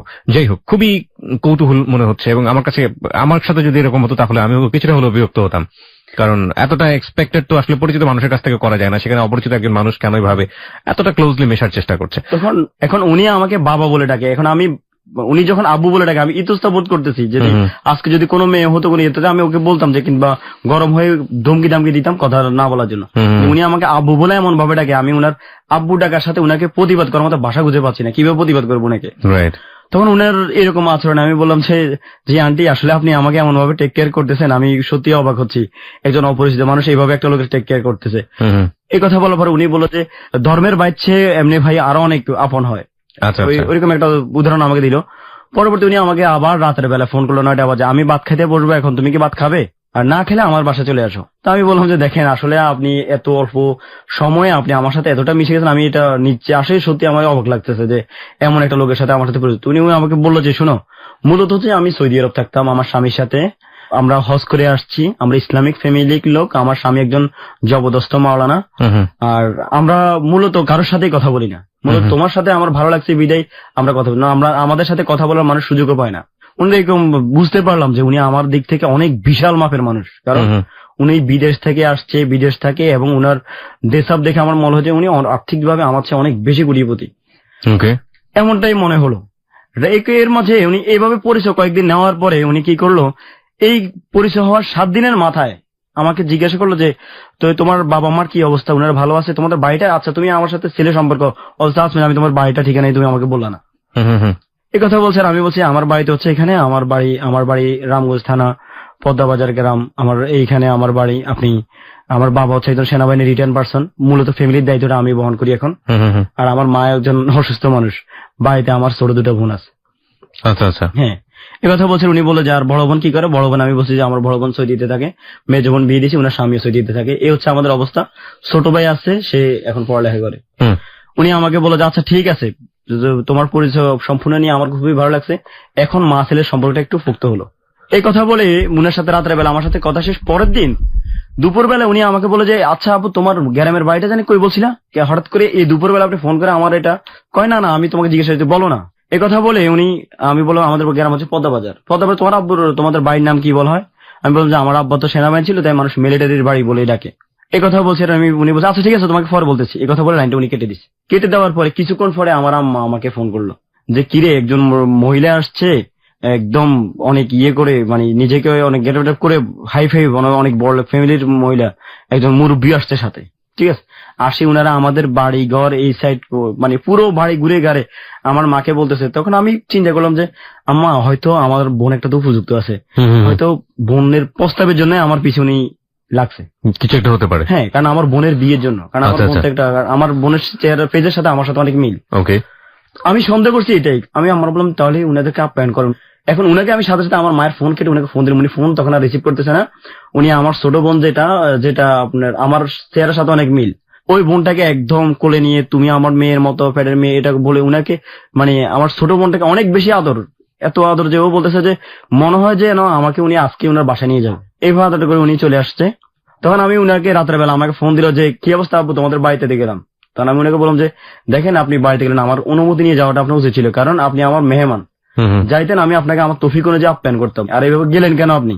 আর আমরা হচ্ছে গরিব মানুষ, আপনি কেন গরিবের বাড়িতে পা দিতে গেলেন? একজন এত বিশাল মাপের একজন মানুষ। উনি আমাকে বললো যে আরে বোকা, আমরা তো গরিবদেরকে সবচেয়ে বেশি ভালোবাসি, আমরা চাই যে ওদের পাশে থাকে, ওদের উপকার আসার জন্য। উনি আমাকে এরকম একটা, মানে উনি আমাকে গরিব বলাতে উনি আমাকে গরিবটা আরো একটা হাইলাইট করে দিল যে হ্যাঁ আসলে তুমি গরিব। এ কথা বলার পরে উনি আমাকে যখন বললো যে মূলত হচ্ছে যে গেলাম তোমাদের মাকে পরিচিত হলাম, এবার কথাবার্তা বলার পরে উনি ওই দিন রাত থেকে কি করলো, ভাবা তোমার সব দিক মিলে আমার অনেক বেশি পছন্দ হয়েছে, আমি তোমার সাথে মা বাবার সম্পর্কটা একদম ফ্যাটের ছেলের মতো করতে চাই, তুমি আমাদের বাড়িতে একদিন আসো, তোমার আঙ্কেলের সাথে পরিচয় যাক। আচ্ছা, এই অবস্থার পর আমি আচ্ছা ঠিক আছে সব দেখবো। উনি কি করতো, আমাকে 4 বছর রেগুলার উনার ফোন ছিল, ফোনগুলো এমন ছিল যেন আমার নিজের মা। তখন আমি উনাকে একদিন বলতাম যে আন্টি আসলে আপনি যেভাবে আমাকে খোঁজখবর নিচ্ছেন, একজন প্রেমিকের মতো অবস্থা আপনার। এটা উনাকে মানে হাসির মুখে আমি বলে ফেলছি। উনি বলছে আরে বোকা কি বলো, আমরা হচ্ছি অলরাউন্ডার, আমরা মা একটা সন্তানকে কিভাবে বড় তুলতে হয় সেটা আমরা জানি, এই জন্য এইভাবে সন্তানকে যদি বড় না করি তার সন্তান কি শিখবে? এভাবে উনি আমাকে সবসময় বুঝাতো। আর রাতের 12টার পরে উনি আমাকে ফোন করতো। তখন এভাবে উনি একদিন ফোন করছে, আমি মাইন্ড করি নাই, 2 দিন করছে, এইভাবে উনি লাগাতার আমাকে ফোন করছে। আমি উনাকে প্রশ্ন করলাম যে আপনি যে আমাকে ফোন করেন, আঙ্কেল কোথায় থাকে? কি দেখেন আপনি যে আমার সাথে এত রাতে কথা বলেন। তখন উনি বলে যে আমি আমার ছেলের সাথে কথা বলি, ওর সমস্যা কি? ওর সমস্যা তোমার আঙ্কেল এইসব ব্যাপার কখনো নাক গলায় না। তারপর আমি ভয় পাইতাম যে পুরুষ মানুষ যদি একটা কোনো ধরনের একটা বাজে মাইন্ড করে ফেলে, আর দ্বিতীয় কথা আমার এই বয়সে একটা যদি অসম্মানিত হই আমি, মান সম্মানের বিষয়, কোন বিপদে আবার পড়ি। উনি এইভাবে আমার সাথে প্রতিদিন রাতের বেলায় 12টা বাজে ফোন করতো। উনার ফোনে আমি এতটা বিরক্ত হইতাম, মানে আমি বলতাম যে আন্টি আমার মোবাইল চার্জ নেই, মোবাইল বন্ধ হয়ে যাচ্ছে, এই কথা বলে লাইনটা কাটার ব্যবস্থা করতাম। ওকে, একদিন আমাকে বলতেছে কি আজকে তোমার সাথে কথা না বলে আমি ঘুমাবে হই না, যতক্ষণ চাই তুমি আমার সময় দিতে হবে। আচ্ছা ঠিক আছে দিব। উনি আমার সাথে কথা রাতের 12টা থেকে শুরু করছে, ফজর আজান দিছে, উনার মোবাইল চার্জ শেষ, উনার বন্ধ হয়ে গেছে, এরপর চার্জে লাগাই উনি আবার ফজর সময় আমাকে আবার ফোন করছে। কথাগুলো কি, আমি এই ফ্যামিলি থেকে বড় হলাম, এই ফ্যামিলি থেকে আমার এমন, আমার ভাইরা একটা আমেরিকা থাকে, আমার ভাই আরেকটা সৌদি আরব থাকে, আরেকটা কাতার থাকে, আমাদের বিশাল অবস্থা, আমাদের টাকা পয়সার কোনো অভাব নেই, শুধু একটু ভালোবাসার অভাব, কেউ আমাকে ভালোবাসবে, কেউ আমাদেরকে অনেক বেশি আপন করে নিবে, আমরা এমনটাই চাই। তুমি ততদিন পর্যন্ত আপনি ওই ভদ্র মহিলা বাড়িতে বেড়াতে যাননি? না না, তখন আমার যাওয়া শুনেই যাচ্ছেন ফোনে। হ্যাঁ, এর মাঝে আমাদের যে কোম্পানির পক্ষ থেকে একটা কক্সবাজার ট্যুরের অফার আসছে। তখন উনাকে আমি বললাম যে আন্টি আমি তো কক্সবাজার বন্ধুর সাথে, আপনি আপাতত কয়দিন রাত্রে আমাকে ফোন দিবেন না। আচ্ছা ঠিক আছে বাবা, তবে তুমি যখনই ফ্রি হবে আমাকে ফোন না দিলে আমি মনে শুনে নিবো, আমার প্রতিটা বেলা খাওয়ার সময় তুমি আমাকে ফোন করতে হবে। আমি আচ্ছা ঠিক আছে, আমি যদি সুযোগ পাই করবো। কয় না তুমি মায়ের খোঁজ খবর নিতে পারবে না? ও আজকে যদি আমি আমার মায়ের সত্যিকার মা হইতাম তত খোঁজ খবর ঠিকই নিতাম। আমি কি করলাম, আমি আচ্ছা ঠিক আছে আমি আপনাকে ফোন করবো, কক্সবাজার গেলাম আমরা বন্ধু বান্ধব মিলে, ছবি তোলা শেষ। কক্সবাজার থাকা অবস্থা উনি আমাকে বললো যে কক্সবাজার যতটা ছবি তুলছো প্রতিটা ছবি আমার চাই। তাই আমি বলছি আপনি আমার ছবিতে কি করবেন, আমার ছবি তো এমনি আপনি মোবাইল তুলছেন, এখন আবার আমার ছবি দরকার কেন? ওকে, এই কথা বলছিল। উনি আমাকে বলছে আরে বাবা তোমার বোন, ছোট বোন দুইটা তোমার জন্য এত, ভাইয়া ছাড়া কিছুই বোঝে না। কি করতো উনি ফোন করে আমার সাথে কথা বলে ওদেরকে ফোন ধরাই দিত। ওরা আমাকে ভাইয়া আপনি এত ভালো, আপনি এমন, আপনি এমন, ওরা ভাইয়া হিসাবে আমাকে অনেক বেশি। ওদের বয়স কত ছিল? ওদের বয়স তখন ছোট ভাইটা পড়ে ক্লাস 2-তে আর ছোট বোনটা পড়ে তখন ক্লাস 3-তে। অদ্ভুত লাগছে আমার কাছে। ওকে, তারপর আমি কক্সবাজার থেকে আসার পরে উনি আমাকে যে এই যে পাগল করা শুরু করেছে ছবিগুলো দেওয়ার জন্য, ছবিগুলো দাও, ছবিগুলো দাও, ছবিগুলো দাও। আমি বাধ্য হয়ে বলছি ঠিক আছে আমার কয়েকটা ছবি আছে, আমি আপনাকে ওগুলো দিচ্ছি। কিভাবে দিব? মেমোরিতে করে এনে তুমি আমাদের বাড়িতে আসো, ছবি নিয়ে আমাদের বাড়িতে আসো। এই প্রথম ওনার বাড়িতে আমার ইনভাইট, গেলাম। যাওয়ার পর আঙ্কেলের সাথে পরিচয় যে তোমাকে যে আমার ছেলের কথা বলছি এই হচ্ছে আমার ছেলে, দেখো আমার আব্বুটা চেহারার সাথে আমার সাথে কত মিল। আর উনি তো তখন যখন হোটেলে আমার সাথে পরিচিত তখন উনি নেকা খোলে নাই তখন, কিন্তু এখন উনি আমার সাথে আসছে, সামনে সরাসরি চলে আসছে, কারণ আমি ওনার নাকি ফ্যাটের ছেলে। মানে উনি আমাকে ফ্যাটের ছেলে, আমি ওনাকে মা হিসেবেই মেনে নিলাম। উনি আমার মায়ের মতোই, যাক যেহেতু উনি আমাকে হঠাৎ করে আল্লাহ কোন রহমতে উনি আমাকে ছেলে বানায় ফেললো। যাওয়ার পরে আঙ্কেলের সাথে পরিচয় হলাম, আমাকে নাস্তা দিল, আমার মেমোরি কার্ড থেকে ছবিগুলো কপি করে। ওদের বাসায় কি দেখলেন আপনি, কেমন? হ্যাঁ, দরজা খোলার পরে দেখলাম যে ওই ভদ্র মহিলা যিনি আমাকে ছেলে বলে ডাকে, আপনি যাকে মা বলা শুরু করেছেন, বলে ডাকি, আম্মু বলতেন। হ্যাঁ, ওই সময়টা আম্মু বলতেন। তখন আম্মুটা ওইভাবে হয় না, ফিল করছেন, হ্যাঁ, মায়ের মতো। তো দরজা খুলে উনি আমাকে একদম জড়াই ধরছে, আব্বু কেমন আছো? ফটাফট আমার একটা কপালে একটা চুমু দিয়ে দিল এবং আমার কে একদম ভাবা আরে কেমন কক্সবাজার যায়, চেহারা কেমন হয়ে গেছে, কেমন দেখলাম তোমাকে, এখন কি অবস্থা তোমার, তুমি খাওয়া দাওয়া করো না ঠিক মতো, সারাদিন শুধু মোটরসাইকেলের উপরে থাকো নাকি? আমার কাছে খুব এক্সেস মনে হচ্ছে। কেন কেন দ্য কোশ্চেন ইজ ওয়াই? ওকে, এই অবস্থার পরে আমি তো মানে একদম নার্ভাস, বিব্রত হয়ে গেছেন, বুঝতে পেরেছি। ভিতরে আমার মুখ থেকে কথাই আসতেছে না, কারণ আমার নিজের ঘর উদাহরণী যিনি মা, উনি তো কখনো আমাকে এইভাবে আদর করেন না। হ্যাঁ, এমন এক ধরনের কঠিন একটা আপ্যায়ন। এর মাঝে আমার যে উনার স্বামী মুরব্বী উনি চলে আসছে, এসে আমাকে বলতেছে যে কেমন আছো, তখন ছেলে বলে ডাকে। উনি বলতেছে তোমাকে যে বলেছি দেখছো, এই হচ্ছে রাজের মতো রাজ, একদম আমার 100%। ও যদি আমার গর্ভ থেকে হইতো এমনই হইতো। ওকে আল্লাহ আমার সন্তান হিসেবেই গর্বে ধরে নেই, তবে ওকে আমার সন্তান হিসেবে দুনিয়াতে পাঠাচ্ছে। কিছুক্ষণ পরে দেখলাম ওই যে ছোট 2 ভাই বোন ওরা এসে একটা আমার কাঁধের মধ্যে, আমি তো সোফায় বসছি, আসি একটা আমার কোলের মধ্যে, আসি ভাইয়া এই যে অবস্থা, ভাইয়া তোমার সাথে ছবি তুলবো, তোমার ছবি তুলতে হবে, তুমি ছবি তুলো সুন্দরভাবে। এরা আমার এক ধরনের ফটো সেশন হয়ে গেছে। আমরা বিটিভিতে অনেক আগে একটা ছবি দেখতাম, মিস্টেরিয়াস আইল্যান্ড, যারা দেখেছেন তারা জানবেন। আজকে হ্যালো 8920 মিস্টেরিয়াস লাইফ স্টোরি, মানে কেন হচ্ছে, কি হচ্ছে, কে কোথা থেকে কলকাঠি নাচছে, কেন এরকম করবে একজন ভদ্রমহিলা, শুধু একা না, পুরো ছেলে মেয়ে পরিবার নিয়ে ঘটনাটা ঘটছে, আমরা জানি না, বাট সমাধান নিশ্চয়ই আছে, কারণ সেটার জন্য আমাদেরকে ধৈর্য ধরে গল্পের শেষ পর্যন্ত যেতে হবে। বলুন তারপর। এই কথা বলছে, আর আমি মুরব্বীর সাথে বললাম যে উনি আমাকে বলল তুমি কি করো বাবা, তুমি কি করো? তো উনি বললেন দেখেন আমি একটা তো মাল্টিনেশনাল কোম্পানিতে চাকরি করি। আসলে করেন না? আমি তো সেলসম্যান চাকরিটা করি আর কি। হ্যাঁ, আমি মনে মনে ভয় পাচ্ছি উনি পুরুষ মানুষ, এটা কিভাবে মেনে নিচ্ছে, উনি যে আমাকে এভাবে ছেলে বলে ডাকতেছে। আমার প্রশ্ন কিন্তু ওই পুরুষের প্রতি যে উনি কিভাবে এটা মেনে নিচ্ছে। এরপরে দেখলাম হ্যাঁ বসো, তুমি বসো, আমি নামাজ পড়তে যাচ্ছি। এই কথা বলে মুরব্বী চলে গেছে নামাজ পড়তে, আমি বসলাম। এর মধ্যে আমার জন্য মিষ্টি থেকে শুরু করে সব যত রকম নাস্তা মোটামুটি দেওয়া যায় সব ধরনের নাস্তা নিয়ে আমার সামনে উনি হাজির। কিছুক্ষণ পরে উনি কি করলো, ফ্লেটে করে ভাত নিয়ে আসছে, আজকে তুমি ভাত খেতে হবে। হাতে করে উনি একটা ফ্লেটে করে ভাত নিয়ে আসছে, সাথে আপনার একটা মাছ, একটা মুরগির মাংস ছিল। এসে বলতেছে যে আজকে তোমাকে আমি আমার নিজের হাতে খাওয়াবো। কি আর করো, এখন উনি যখন নিয়ে আসলো, সাধারণত আমার যিনি গর্ভধারিণী মা, আমার মা কিন্তু আমার বিশ্বাস একজন গর্ভধারিণী মা একজন সন্তানকে অনেক বেশি ভালোবাসে। অফকোর্স তাই, হ্যাঁ। সেদিক থেকে আমার মা কখনো আমাকে খাইয়ে দেয় নাই কিংবা কখনো ওইরকম পরিস্থিতি হয় নাই। ছোটকালে নাকি আমার অসুস্থ হয়েছে, আর একদিন আপনার ওই যে বাত কচলে মার খাওয়াইছিল আমাকে শরীর অসুস্থ হওয়ার কারণে। আমি ওটাই তোস্ত বোধ করতাম যে না কারো হাতের ইয়ে খাবো না, এটা আমার নিজের একটা ইয়ে ছিল। উনি যখন আমার কাছে ভাত নিয়ে আসছে যে উনি আমাকে ধরে খাওয়াবে, এটা তো আমি মোটেও সহ্য করতে পারতেছি না। এখন এই অবস্থার পরে আমি নিজেকে কিভাবে সামাল দিব। উনি আমাকে বললো যে মায়ের হাতে ছেলে খেলে কোনো সমস্যা নেই, তুমি খাও। ভাত নিয়ে আমার মুখে দিল, মুখের সামনে ধরে আমি না খেতে আর পারলাম না, বাধ্য হয়ে খেলাম। এমন পরিস্থিতি। এরপরে যাক খাওয়া দাওয়া শেষ, আমাকে বললো যে বাবা তুমি আসছো, অনেক বেশি খুশি হয়েছি। তো তোমাকে তো বলা হয় নাই যে মূলত হচ্ছে আমার 3 সন্তান, আর 3 সন্তান, একটা হচ্ছে আমার বড় মেয়ের নাম হচ্ছে নাফিসা, আর ছোট মেয়ের নাম হচ্ছে নাবিলা, আর ছেলের নাম হচ্ছে নাহিয়ান। তো আমার মেয়েটা বাড়িতে থাকে না, ও কুমিল্লায় একটা মহিলা মাদ্রাসায় সে পড়ালেখা করে, সে 30 পারা কোরআনে হাফেজ। আর বাকিটা তোমাকে এই হচ্ছে তার ছবি, এই যে ধরো তোমার মোবাইল দাও, তুমি একটা ছবি দেখো। একথা বলে আমার যে ছোট বোন ছিল নাবিলা, নাবিলা কি করলো, মোবাইল নিয়ে আমার বললো ভাইয়া ব্লুটুথ ওপেন করেন, আপনাকে ছবি দিয়ে দিচ্ছি। আমি দিয়ে দিলাম, ও আমাকে 3-4টা ওর বড় আপুর ছবি আমাকে ব্লুটুথ করে দিয়ে দিল মোবাইলে। আচ্ছা, তখন আর আমি আর তো গুরুত্ব দিয়ে দেখি না, এখানে দিচ্ছে কারণ উনি আমাকে মা বলে ডাকে, আবার আমার বাড়িতে গেছে। আমার তো টেনশন ওইদিকে যে আমার ছোট বোনের হয়তো বিয়ের জন্যই উনার দৌড়াদৌড়ি করতেছে হয়তো। যাওয়ার পরে ওই দিন রাতের বেলায় গল্প বলি, রাতের বেলায় উনি আমাকে ফোন করে বললো যে কি অবস্থা, নাফিসাকে দেখছো? আমি বল যে দেখা হয় না আসলে, আমি ব্যস্ততার কারণে দেখবো। হ্যাঁ দেখে নাও, তোমার কাছে কেমন লাগে ওকে দেখতে, আমার মেয়েটাকে? আমি বল আচ্ছা ঠিক আছে, আমি দেখে আপনাকে জানাচ্ছি। ঠিক আছে, আমি লাইন কাটতেছি, তাহলে তুমি দেখে আমাকে জানাও। এই কথা বলে লাইন কাটে দিল। আমি ছবিগুলো দেখলাম, দেখার পর আমি হ্যাঁ ভালো তো, অনেক সুন্দর আপনার মেয়ে, আপনার মতোই সেম সেম চেহারা।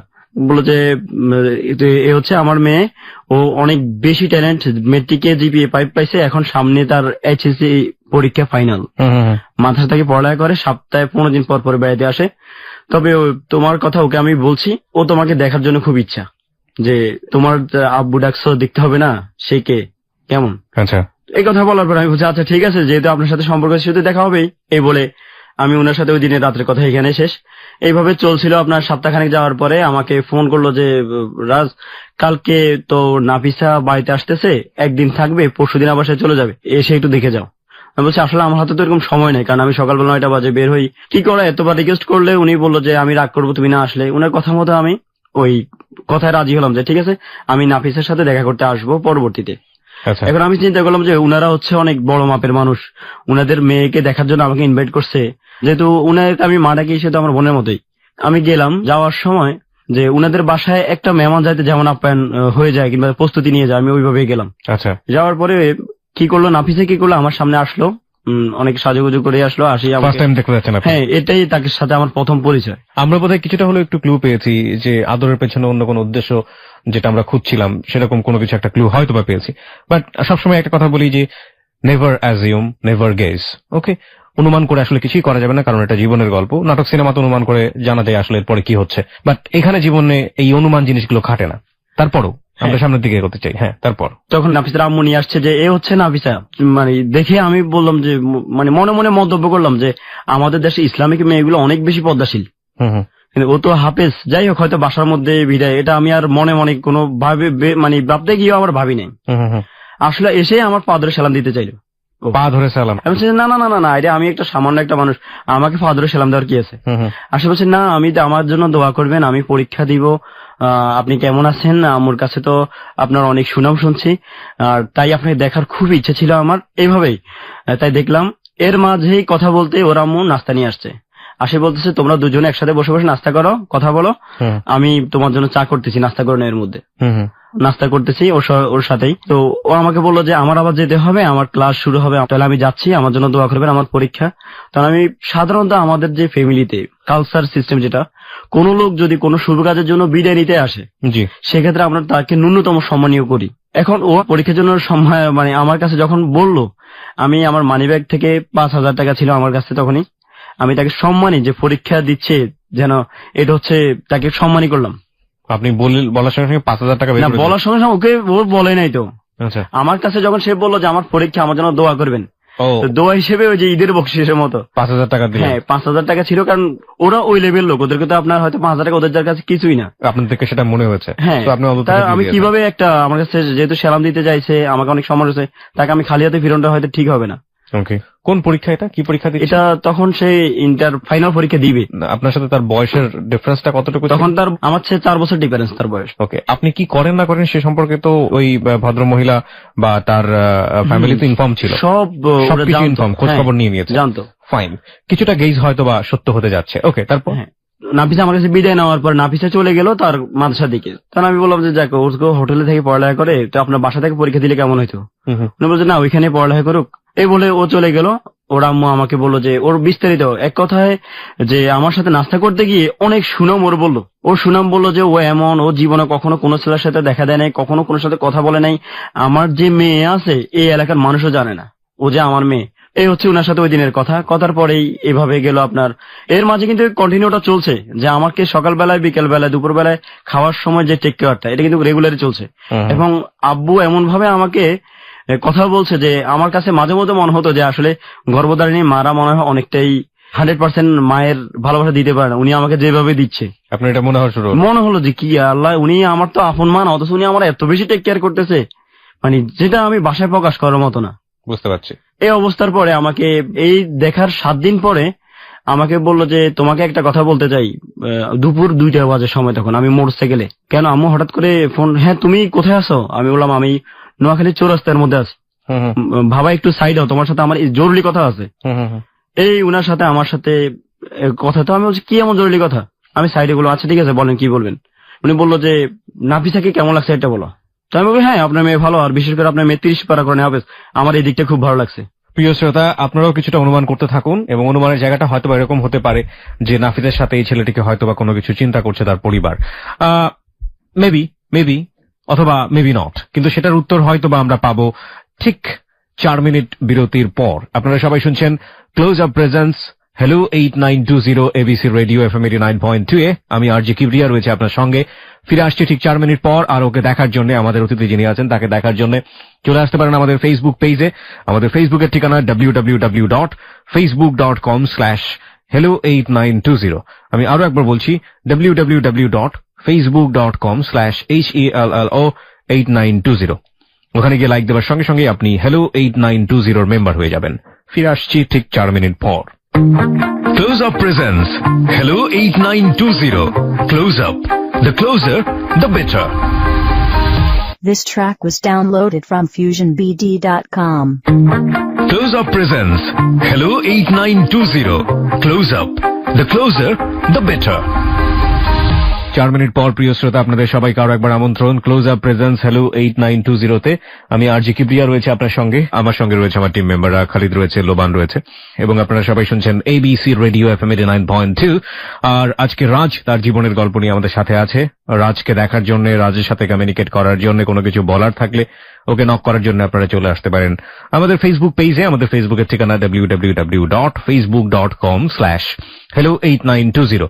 আমি আবারও বলছি www.facebook.com/hello8920। ওখানে গিয়ে লাইক দেওয়ার সঙ্গে সঙ্গে আপনারা হ্যালো 8920 মেম্বার হয়ে যাচ্ছেন। আর যারা জীবনের গল্প বলতে চান তারা আমাদেরকে ফোন করে আপনার কথাগুলো রেকর্ড করবেন এই ফোনে। আমাদের ফোন নাম্বারটি হচ্ছে 09613892892। আমি আবারও বলছি 09613892892। আরেকটি নাম্বার রয়েছে টিএনটি নাম্বার, সেই পুরনো নাম্বার 91156668। আরো একবার বলি 91156668। দিনরাত 24 ঘন্টা এই দুটো নাম্বার শুধুমাত্র হ্যালো 8920 জন্য খোলা থাকে। আপনারা চাইলে ফোন করে আপনাদের কথাগুলো যে কোনো সময় রেকর্ড করতে পারেন। প্লিজ আপনাদের নাম এবং সেল নাম্বার দিতে ভুল করবেন না। এই দুটো জিনিস ভুল হলে আমরা কিন্তু আপনাদের সঙ্গে যোগাযোগ করব না। ওকে রাজ, তারপর যে কথাটা বলছিলাম, ওই দিন তুমি যে নাফিসাকে দেখলে, আসলে নাফিসাকে তোমার কাছে কেমন লাগে? আমি বলছি হ্যাঁ আপনার মেয়ে তো 30 পারা করে হাফেজ, অন্যদিক যা তা, কিন্তু আমার এই জিনিসটা খুবই ভালো লাগছে, যেটা সাধারণত মেয়েদের মধ্যে এই গুণটা থাকে খুবই কম। বাংলাদেশের মধ্যে অনেক মেয়ে থাকে, কিন্তু 30 পারা করে হাফেজ একটা মেয়ে, সেটা অনেক বিশাল ব্যাপার। আপনি এই জন্য আসলে গর্বিত। দেখো আসলে বাবা, তোমাকে যে কথা বলার জন্য আসলে আমি ফোন করছি, তোমার আঙ্কেল বাসার বাইরে নাবিলা নাহিয়ানো স্কুলে, আমি ফুল ফ্রি, আর আমি একটু মুসিবতের মধ্যে পড়ে গেছি। তো মুসিবতটা হলো যে এই আমার মেয়ের জন্য MBBS ডাক্তার, অনেক কোটি কোটি ফতি আমেরিকান ইটালিয়ান ছেলেরা আসতেছে, এবং আমার বাসার মধ্যে সিবি কত আছে সেটা তোমাকে বলা যাবে না, এত সিবি আমার কাছে জমা হয়েছে। আমার মেয়ে সবাইকে সিবি দেখে দেখে দেখে দেখে ডিলিট করে দিচ্ছে। কিন্তু ওকে যখন তোমার ছবি দেখানো হয়েছে যে একে তোমার কেমন লাগে, ওর তোমার ছবি ওর কাছে ভালো লাগছে। আল্লাহ আমাদেরকে অনেক দিচ্ছে, টাকা পয়সার আমাদের অভাব নেই, কোনো দিকে অভাব নেই। সেক্ষেত্রে তুমি নাফিসার বিষয়টা তো ওকে কেমন লাগে? আমরা মূলত যেটা চাচ্ছি যে একটা কম বয়সী ছেলে হোক, যেন আমাদের সাথে ম্যাচিং হয়। এখন তোমার সব দিকে আমাদের সাথে ম্যাচিং হয়ে গেছে, সেক্ষেত্রে আমি চাই যে তুমি নাফিসার বিষয় নিয়ে একটু ভাবো। তখন আমি বললাম যে আসলে দেখেন, আমার তো এখনো বিয়ের বয়স হয়নি। মূলত হচ্ছে যে আমি ফ্যামিলির প্রধান, যিনি, আমি যদি আমার ফ্যামিলি থেকে বিয়ে হয়ে যেত, আমার ফ্যামিলির ধ্বংস হয়ে যাবে, আর আমার ফ্যামিলি নির্ভর করে আমার উপর। আর এই মুহূর্তে বিয়ে করা, যেখানে আমার দুটো বোন আপনার উপযুক্ত, সেখানে আমাদের তো বিয়ে করা সম্ভব না। উনি আমাকে বললো যে দেখো, বোন আর মা এদের পিছে তুমি নির্দিষ্ট টাকা খরচ করবে। উনি কথার মাঝখানে যে কথাটা আমাকে বললো, ওরা তোমাকে কিচ্ছু দিবে না, এগুলো ফলাফল জিরো, এগুলো আমরা আমাদের অভিজ্ঞতা আছে, যা করতেছো এগুলো সম্মান জীবনও পাবে না, এর চেয়ে ভালো নিজের লাইফটা করতে শিখো। তো তুমি এখন যে পর্যায়ে আছো সেলসম্যান, এই সেলসম্যান থেকে তুমি তো বলছিলে নাকি বিদেশ যাবে, তো এখন তোমার বিদেশের লাইনের খবর কি? আমি বললাম যে লাইন তো দেওয়াই আছে, তবে আমি এখনো তো এখানে মোটামুটি দেশে ভালো অবস্থানে আছি, আস্তে ধীরে হচ্ছে আর কি। তখন আমাকে বললো যে তুমি তোমার মার সাথে এই বিষয়টা আলোচনা করিও না, তবে তুমি খুব ভালোভাবে বিবেচনা করে আমাকে রাতের মধ্যে জানাও তুমি নাফিসাকে চাও কি না। তখন আমি বলছি যে আচ্ছা ঠিক আছে, আমি আপনাকে জানাবো। রাতের বেলা আবার ফোন আসলো, কি অবস্থা, কি সিদ্ধান্ত নিলা? তখন আমি বললাম যে আসলে কি আপনার মেয়ে আমাকে চয়েস করছে কিনা। বলতেছে আরে বোকা, চয়েস না করলে কি আর এত দূর। তখন কিন্তু আমি বুঝতে পারছি যে আসলে প্রেক্ষাপটটা চেঞ্জ হয়ে যাচ্ছে, মূলত এরা আমাকে প্রথম থেকেই টার্গেটে নিচ্ছে। আচ্ছা, তুমি চাইলে তার সাথে কথা বলতে পারো। আমি বলবো আচ্ছা ঠিক আছে, সেটা পরে দেখা যাবে, তবে আমি আমার ফ্যামিলির ডিসিশন নিয়ে নিচ্ছি আগে। আমার যদি ফ্যামিলি যে আমাকে ইতিবাচক সাড়া দেয় সেক্ষেত্রে আমি বলবো। আর আমার বড় বোন থেকে শুরু করে সবাই, তো আমি ভাইয়ের মধ্যে আমি বড়, সবাই আমাকে নিয়ে অনেক স্বপ্ন দেখে। বলো যে আচ্ছা তুমি যদি এখন তোমার মাকে বল, এখন বলার দরকার নাই, তো তোমার মতামতটা শুধু আমি শিওর হতে চাই। তখন আমি বলবো আচ্ছা ঠিক আছে, আমি আমার মায়ের মতামত নিব না, আমি আপনাকে শিওর করব। এই কথা বলার পরে কিন্তু আমি কিন্তু আমার মাকে ফোন করছি। আম্মাকে ফোন দিয়ে বললাম আম্মা এই ব্যাপার, আপনি ওই যে মহিলা আসলে আমাদের বাড়িতে আসছিল, ওরা মূলত টার্গেট হচ্ছে আমাকে, ওনার যে বড় মেয়ে আছে, মেয়ে হচ্ছে 30 পারা করে নেবে। এখন আম্মা মেয়েটার আমার চেহারা শুরুতে বড় কথা না, আমার মূলত ভালো লাগছে সে 30 পারা করে নেবে। তো বলতেছে কি এখন কি তোর কি বিয়ে করার বয়স? তুই কি বলস? আমি বলছি না আমার তো বিয়ে করার বয়স না। এখন উনারা বলতেছে যে আমাকে যেভাবে হোক এই মেয়েটাকে বিয়ে করার জন্য, কারণ উনারা আমাকে খুব চয়েস করছে। কয় আচ্ছা ঠিক আছে, আমি তোর বোনের সাথে যোগাযোগ করি। এখন বোনের সাথে যোগাযোগ করছে, আর আমার যিনি বড় বোন, বোনের কথা বলছে একদম ওরে জবাই করে দিব যদি ও যদি এই ধরনের কোনো কর্মকাণ্ড করে। আমি নাফিসের আম্মুকে আবার জানালাম যে আসলে কি বলেন, আমাদের সম্ভব না।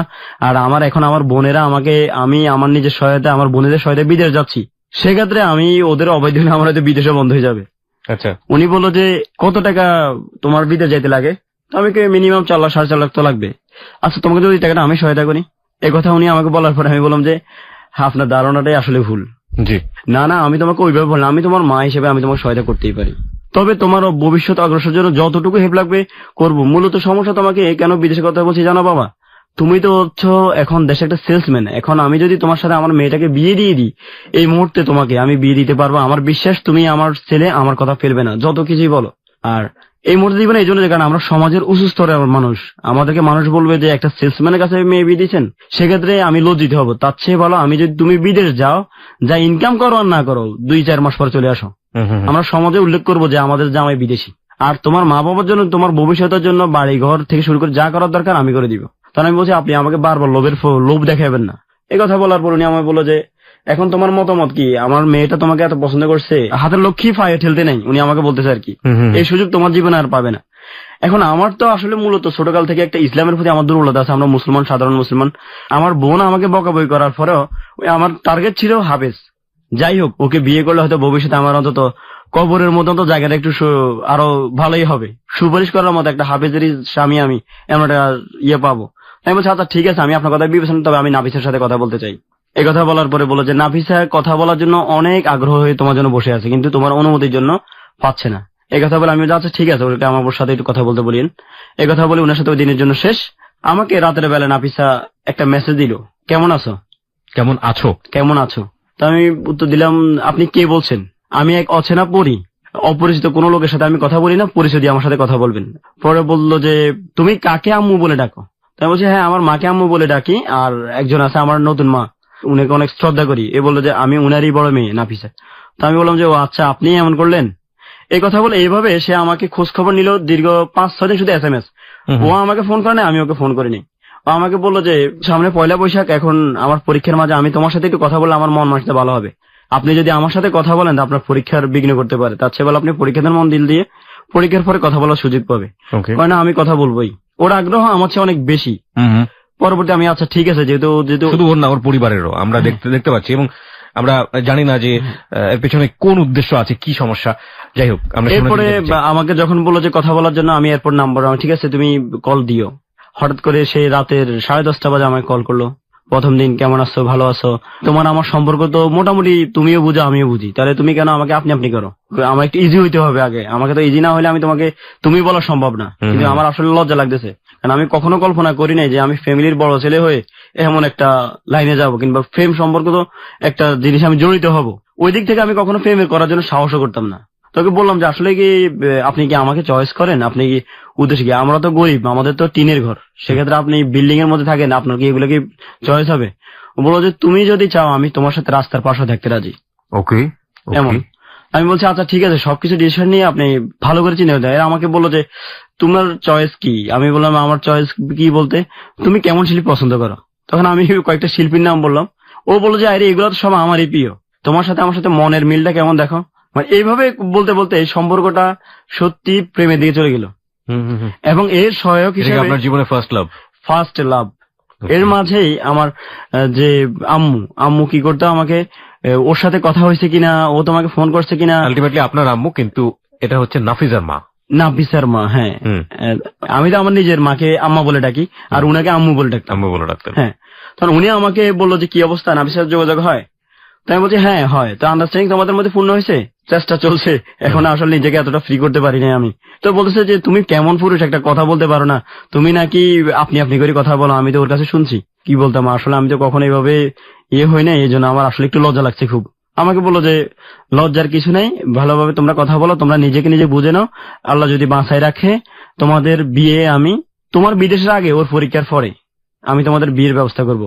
এখন আমি এই কথা বলছি, আমি আমার আম্মারে বলছি, আম্মা কয় এটা কি হতে যাচ্ছে আসলে আল্লাহ মাহবুদে জানে, এটা কি তোর জীবনে কি টার্নিং পয়েন্ট নাকি খারাপ পয়েন্ট, এটা আল্লাহ মাহবুদে জানে কি হতে যাচ্ছে। ওকে, আমরাও সেই প্রশ্নটাই মাথায় রেখে আপনার গল্প শুনছি, আসলে কি হতে যাচ্ছে। তা আমি আমার আম্মার বললাম, আম্মা দেখেন আমার আসলে মূলত ওর প্রতি আমার একটা দুর্বলতা আছে, যেটা সত্যি কথা, সেটা হচ্ছে ও আম্মা 30 পারা কোরআনে হাফেজ, আমি ওর 30 পারা কোরআনে হাফেজের ভক্ত, আমি ওর রূপের ভক্ত না। আপনি কখনো শুনেছেন তার কণ্ঠে? না, ওরা ওই সময় পর্যন্ত শুনেছেন কখনো? যখন আপনি এই জিনিসটা মাথায় নিয়ে নিয়েছেন যে সে পবিত্র কোরআনের 30 পারা হাফেজ, আপনি বারবারই এই একটা জিনিসই আপনার ভিতরে খুব ভালো একটা ইম্প্যাক্ট তৈরি করছে এই মেয়েটা সম্পর্কে, আর বাকি কি হচ্ছে না হচ্ছে সেটা আপনি সাইড করে রাখছেন। তো এই জিনিসটা আপনি যখন মেসেজ হিসেবে নিয়ে নিয়েছেন নিজের মনের মধ্যে, তার আগে কি আপনি নিশ্চিতভাবে নিশ্চিত হওয়ার জন্য ওকে আমি প্রশ্ন করছিলাম, আপনি যে 30 পারা কোরআনে হাফেজ, তো আপনি কি এটা রেগুলার চর্চা করছেন নাকি এখন আর চর্চা করেন না? তো বললো আল্লাহ আমি তো সবসময় এটা পড়ি। না, এটা সবসময় চর্চা করলে এটা মনে থাকবে, এটা ঠিক আছে, কিন্তু আপনার হয় না যে মাঝে মাঝে ওই সূরা আল ইমরান এটা জানতে চাইছি, কিংবা সূরা ইয়াসিনটা একটু পড়ে শোনাও বা রহমানটা একটু পড়ে শোনাও, এগুলা কি কখনো করেছিলেন? করেছিলাম। ও কি করেছে? আপনি তো কোরআনে হাফেজ, তো আমাকে একটু ইয়াসিন সূরাটা শুনেন। তো বলছে তুমি কি আমার পরীক্ষা নিয়েছো, আমাকে অবিশ্বাস করতেছো? শুনিয়েছে না শোনায়নি? না, শোনায়নি। ফাইন। এক আর 2 নম্বর যেটা, সেটা হচ্ছে আমি ঠিক জানি না এইভাবে কোনো পরপুরুষের সামনে এটা রিলিজিয়াসটি কইতেই সাপোর্ট করে কিনা যে কোরআন সে পড়ে শোনাবে। যদিও আমি ফেসবুকে একটা রিসাইটার দেখেছিলাম এরকম, সম্ভবত মধ্যপ্রাচ্যের কোন এক নারী, এবং এত সুন্দর ভাবে তিনি রিসাইট করেন, মাশাআল্লাহ, আলহামদুলিল্লাহ। যাই হোক, উনি অবশ্য পাবলিকলি করেছেন, আমি সেই জায়গা থেকে ঠিক জানি না এটা করার কোনো নিয়ম আছে কিনা, কিন্তু করেননি, মানে আপনি প্রুফ পাননি কোনো না কোনো ভাবে, প্রুফ পাননি, এটাই হচ্ছে আমরা ধরে নিই। ওকে, তো যখন ওই করলো না, এরপর আমি কিন্তু তাকে কখনো অবিশ্বাস আমার জন্ম হয়নি। আপনার অবিশ্বাস জন্ম হয়নি, এবং বারবারই আপনি আপনার মাকে একটা কথা বলতেছেন, মা সে 30 পারা। তো ও আমাকে, ওর আম্মু বললো যে এর মাঝে ও তো পরীক্ষা চলতেছে, ওর আম্মু বললো যে তুমি কেমন পুরুষ, ওকে তোমার পছন্দ হয়েছে, ও তোমাকে পছন্দ হয়েছে, অথচ ওর পরীক্ষা চলছে, তুমি তাকে একটা গিফট করলে না। আমি বলছি আসলে কি গিফট করবো? উনি আমাকে বললো নাফিসা কালো কোনো জিনিস পছন্দ করে, ওর রঙিন কলম পছন্দ করে।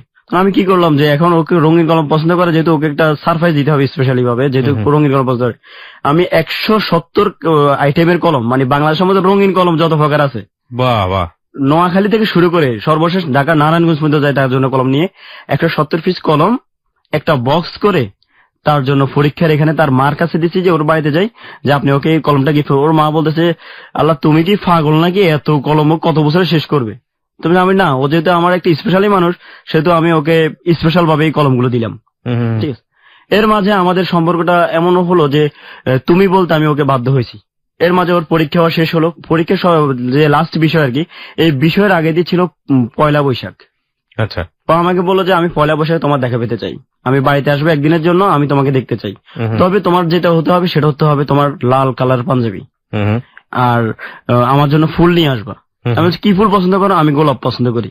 আমি ওকে গিফট করার জন্য গেলাম আমাদের লক্ষ্মীপুর থেকে প্রায় 16 কিলোমিটার দূরে হায়দারগঞ্জ, ওই জায়গার নাম হায়দারগঞ্জ হচ্ছে ফুলের চাষের সবচেয়ে বড় বৃহত্তর জায়গা। ওইখানে গেলাম, যাওয়ার পরে বললাম যে ভাই আপনাদের কাছে গোলাপ গাছ কত কালার আছে? ওরা বলে 5 কালার গোলাপ গাছ আমাদের এখানে আছে। আর আপনার এখানে মোটামুটি ভালোর মধ্যে সৌন্দর্যজনক ফুল গাছ কয় আইটেম আছে? 17 আইটেম। 17 আইটেম ফুল গাছ আর 5 আইটেম গোলাপ গাছ। আমি বললাম যে যত টাকাই আসুক আপনি এই পুরো গাছগুলো টপ কালার করে ফুলগুলো আপনি আমাকে আগামী এত তারিখ, যে পয়লা বৈশাখের যে দিনটা ছিল ওই তারিখের দিন বিকাল বেলা আমাকে দিতে হবে। এই কথা কিন্তু আমি নাফিসাকে জানাই নাই। আমি কি করলাম, যে কথা সেই গাছ সন্ধ্যার সময় ছোট যে পিকআপ ভ্যান গুলো আর কি, এই পিকআপে করে ওইখান থেকে গাছগুলা নিয়ে আসলাম নোয়াখালীতে। নোয়াখালী ওদের বাড়ি থেকে 1 কিলোমিটার দূরে। রাতের 12টা বাজে ওদের গেটের এখানে আমি কি করলাম, ওই লোক নিয়ে ফুল গাছগুলো সাজাই। ফোন করলাম যে তুমি কি জাগো না ঘুমে? ও বলছে আমি তো ঘুমে। আমি আচ্ছা ঠিক আছে, ওকে ঘুমাও, তবে সকালবেলা ঘুম থেকে সবার আগে নামাজ পড়তে উঠলে দরজাটা একটু খুলিও। বলছে কেন? আমি খুলি, আমি ভোরবেলা তোমাদের কাছে রেখে যাবো। সকালবেলা ঘুম থেকে উঠে ফুল গাছ দেখে অবাক, আমাকে ফোন দিয়ে বলতেছে আল্লাহ এমন একটা সারপ্রাইজ তুমি আমাকে দিলা। আমি একদম মুগ্ধ যে তোমাকে বাসায় প্রকাশ করতে পারে, আমি এতটা খুশি হয়েছি। ওকে। তাহলে আমি ওকে বললাম যে আসলে মূলত আমি যে বুঝতে পারছি যে আপনি মোটামুটি বর্ষিটা গিলে ফেলেছেন, এটাই হচ্ছে কাহিনী। আমার কাছে যেটা মনে হচ্ছে যে এবার খাও, বসি গিলে ফেলেছে আমাদের রাজ। স্যার এখন ওর আম্মু আমাকে ফোন দিয়ে আব্বু তুমি এত সুন্দর গিফট করলা, আমরা নজিরবিহীন, আমরা এত অবাক। নাফিসা ফোন দিয়ে বললো যে আমার বাবাও খুশি, আমার মা খুশি, আমিও খুশি। আমি বলছি আচ্ছা ঠিক আছে, তাহলে আজকে আসতেছি না, ভালো থাকো। ও বললো যে কেন, তুমি না আজকে লাল পাঞ্জাবি পরে আসার কথা ছিল? এখন আমার অবস্থা হলো কি, আমি যে বেতনে চাকরি করি এই বেতনে আমার লাল পাঞ্জাবি, যখন আমি এক দামে দোকানে গেলাম তখন পাঞ্জাবির দাম 1800 টাকা। ফুল কিনতে যাই আমার কাছে টাকা শেষ। ও বললো যে তুমি আসতেই হবে, কারণ আমি তোমার জন্য ফুলের তোড়া নিয়ে বসে আছি। কি আর করা, 5000 টাকা দাঁড় করলাম, গেলাম ওদের বাসায়। যাওয়ার সময় একটা ফুলের তোড়া নিয়ে গেলাম, এবং যাওয়ার সময় 3-4 আইটেমের মিষ্টি নিয়ে গেলাম। যাওয়ার পরে ওকে ফুল দিয়ে শুভেচ্ছা দিলাম। ওরা বললো যে আজকে এখানে তো দুপুরবেলা খাওয়ার জন্য তোমার ব্যবস্থা করা হয়েছে, তুমি খেতে হবে, আর বিশেষ করে আমার গিফটগুলো তুমি গ্রহণ করো। ওই গিফট আমাকে দিল কি, একটা ফুলের তোড়া দিল আর একটা ছোট্ট টফি বলা হয় আর কি, নায়ক নায়িকার টফি, একটা টফি গিফট করলো। দুপুরবেলা খেতে বসলাম ওদের বাসায়। খেতে বসার পরে ওর আম্মু বলতেছে যে আমি আমার বাবাকে মানে নিজ হাতে খাইয়ে দিব। নাফিসা বলতেছে না, ওকে আজকে দিনে আমি আমার নিজ হাতে একবার খাওয়াবো।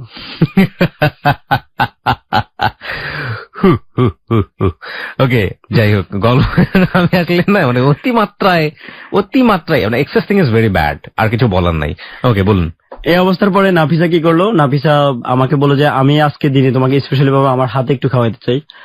আমি বললাম যে আচ্ছা, আমার তো লজ্জা লাগতেছে। তো বলতেছে ঠিক আছে আম্মুকে বল। এই কথা বলছে, ওর আম্মুকে বল তোমরা ওই রুমে যাও, আমি একটু ওর সাথে দরকার আছে। এই কথা বলে আমাকে এক নালা নিজের হাতে খাওয়াই দিয়ে সে চলে গেল। কিছুক্ষণ পরে ওর আম্মু বলতেছে এবার আমার হাতে পুরোটা খেতে হবে। আমি বলছি না, আমার দ্বারা আর খাওয়া সম্ভব না। এরপর ওনার রিকোয়েস্টে ওনার হাতে 2 লোকমার মতো খাওয়া হলো আমার। খেয়ে চলে আসলাম। এর পরবর্তীতে যেই ঘটনাটা, সেটা হচ্ছে যে ভিসার প্রসেসিং কাগজপত্র আমি জমা দিয়ে দিয়েছি। আমার ভিসা প্রসেসিং হচ্ছে, ও পরীক্ষা দিচ্ছে। আর ও আমার সাথে এমন ভাবে বলতো যে আজকে আমি এই কালার জামা পড়ছি, তুমি এই কালার পাঞ্জাবি, এই কালার শাড়ি পরতে হবে, এবং পরে ওই ছবি তুলে আমাকে ছবি পাঠাতে হবে। ওর শর্ত ছিল এমন। আমি ওর কথা রক্ষা করার জন্য কি করা, ওই বিদেশ যাওয়ার নাম নেওয়াতে আমার বড় বোন আবার আমাকে একটু বেশি বেশি হেল্প করে, অনেক বেশি ভালোবাসে। তো বললাম যে বোন, আমি তো আসলে চাকরি বাকরি যেটা করি, এখন বিদেশ যাওয়ার নাম নিতে যে আমার অনেক বেশি খরচ হয়ে যাচ্ছে। এর মধ্যে বোনে শুনছে যে আমি কার সাথে কোন একটা মেয়ের সাথে সম্পর্ক আছে। আমাকে বললো যে আম্মা, ও যদি বাইচান্স টাকা যেহেতু বিদেশ চলে যাবে, সেহেতু তাকে খরচ যা লাগে দিয়েন। এবার আমার আম্মার কাছে গোপনে আপা যে টাকা টুকা দিত 5,000 10,000, ওইখান থেকে আমার আম্মার কাছে আমি কখনো 2,000 কখনো 5,000 নিয়ে আসি। ওই টাকাগুলো এবং আমার বেতনের টাকাগুলো দিয়ে কোন রকম সংসার, মানে ওর সাথে সম্পর্ক হওয়ার পরে আমার খরচটা এত বেশি বেড়ে গেছে যে আমার সংসারটা কিন্তু ভিতরে ভিতরে হিমশিম খাচ্ছি। আমি বুঝতে পারছি, আমরাও বুঝতে পারছি, আপনি নিজে থেকেও একটু হিমশিম খাচ্ছেন। হ্যাঁ, হিমশিম খাচ্ছি। এখন ও যে এই ধরনের চাহিদা আমার কাছে চাইতেছে, ওই চাহিদা গুলো পূরণ করতে আমার খুবই কষ্ট হচ্ছে। 1 নম্বর হচ্ছে ওর শার্ট এরকম আমি পড়তেই হবে। কি আর করা, একদম ও যেমনই চাইতো তেমনই শার্ট বানাতাম। তো আমাকে ফোন দিয়ে বলতে যে আমি আজকে কালো জামা পরছি, আজকে আমার মন খারাপ, শোকের দিনের জন্য তুমি কালো শার্ট পরে আজকে বের হবার রোডের মধ্যে, নয়তোবা তোমার সাথে কথা নেই। ভাবে কাজ করতেন, সিট কাপড়ের দোকান দিয়ে দিতেন, যখন যেটা অর্ডার দেবে সেটা বানাই ফেলবেন। ওকে, হ্যাঁ বলেন তারপর। আর এর কয়দিন পরে আসছে তার জন্মদিন। এবার ঠেলা সামলা। জন্মদিন উপলক্ষে এখন তো ওর আম্মু আমাকে বললো যে আব্বু, তোমার প্রিয় তোমার জন্মদিন, সেক্ষেত্রে তোমার তো স্পেশাল কিছু থাকবে। জি, এবার আমি তো কিডনিটা বিক্রি করে দাও বাবা, একটা কিডনি, আমার সমস্যা নাই, কিডনিটা বিক্রি করে এই কথা বলছেন, আমার তো টেনশনে আমার মাথা ঠিক নেই যে আরে আল্লাহ একটা সামনে বিদেশে টাকা জমা দিচ্ছে, একদিকে ওকে চালানো, একদিকে আবার নিজের মাকে। আমার এর মাঝে আমার বিদেশ যাওয়ার জন্য আমার ঢাকা মেডিকেল ভাবে মেয়েটার সাথে অ্যাফিলিয়েটেড হয়ে গেছেন, এটা ওর ফ্যামিলি থেকে এভাবে সাপোর্ট করছে, এটা কি আপনার ফ্যামিলি থেকে? আমার মাকে আমি জানাতাম যে আম্মু এই অবস্থা, কিন্তু বলতাম না যে এত ব্যয়বহুল আমি খরচ করছি। ওকে, আমি বললাম যে আচ্ছা ঠিক আছে, আপনি যেহেতু বলছেন, আমি তো এখন ঢাকা যাচ্ছি, আমার বিদেশের মেডিকেল করতে হবে, আমি ঢাকা থেকে আসি, এরপরে ওর জন্য দেখি জন্মদিন তো এখন 29শে মে ওর জন্মদিন, সেক্ষেত্রে 29শে মে আজকে হচ্ছে মাত্র 22 তারিখ, 29শে মে আসুক। তো উনি আমাকে যখন ঢাকার অর্ধেক পথ যাওয়ার পর উনি আমাকে আবার ফোন করলো যে ভালো কথা, আমি তো ইতিমধ্যে ঢাকা যাওয়া হয় না, আসলে নাফিসা যে সাবানটা ইউজ করে মূলত এটা বাংলাদেশের মধ্যে আমার মেয়ে কখনো কম দামি জিনিস ইউজ করে নাই, এখন তুমি অবশ্যই ওর জন্য সাবানটা নিয়ে আসবা, উত্তরা নর্থ টাওয়ারে পাওয়া যায় এটা। মারছে রে। আর ও নিচে ওর ইদানিং তোমার সাথে কথা বলে ওর চোখে নিচে কালো দাগ পড়ে গেছে। ও, এই কালো দাগ মোছার জন্য দুটো ঝামা নিয়ে আসবা বাজার থেকে? না, জামার কথা না, ঝামা। তখন আমাকে বললো যে কালো দাগ দূর করার জন্য 675 টাকা দামের একটা ক্রিম পাওয়া যায়, তুমি এটা নিয়ে আসবা। এখন আমি কি করব মানে বুঝতে পারতেছি না। বললাম না একটু আগে যে কিডনি বেঁচে দেন, সলিউশন। এই অবস্থার পরে আপনি হয়েছেন, বয়স কত ছিল তখন? ইন্টারে পড়েন, রাইট? হ্যাঁ, ইন্টার শেষ। একদম পারফেক্ট। ফোন করলাম যে আমার নিজের মাকে যে আম্মা মেডিকেলের খরচ ছিল মূলত হচ্ছে 5200 টাকা, আমি আম্মার কাছ থেকে নিয়ে আসছি 10,000 টাকা। না, এটা জিনিস চিন্তা করলেন না যে ফ্যামিলি আপনার উপর ডিপেন্ডেন্ট, সেই ফ্যামিলিকে আপনি ভাবে বলছেন। যাই হোক, টাকাটা নিতে তখন আমার মার বলে মিথ্যে কথা বলে টাকাটা নিলাম। হাজার হলো মা চোখের দাগ তোমার তুলতে হবে। হ্যাঁ, তো কি করা, ওর জন্য কসমেটিক গুলা নিলাম, নিয়ে এরপরে দেশে গেলাম। যাওয়ার পরে এখন ওর জন্মদিন উপলক্ষে কেকের অর্ডার দিতে হবে, কসমেটিক গুলো আগে পাঠা দিলাম। এরপরে কি করলো, ও জন্মদিন উপলক্ষে এখন ওর ছোট ভাই যেটা, ও আমাকে ফোন করে বলতেছে যে আপুর জন্য তুমি কি আনবা জানি না, তবে আমার জন্য বিশাল একটা পুতুল চাই, তবে লাল কালারের পুতুল। জি।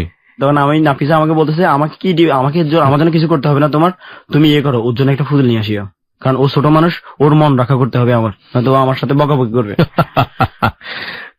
ওর কেকের জন্য আমি গেলাম ফেনীতে, ফাস্টফুডের দোকান আছে ভালো, 2 কেজি কেক, ওই ওজন বিল হচ্ছে 1800 টাকা। স্পেশালি ভাবে ওর নাম দিয়ে সাজানো হবে এবং কয়েক ধরনের মিষ্টির অর্ডারও দিলাম।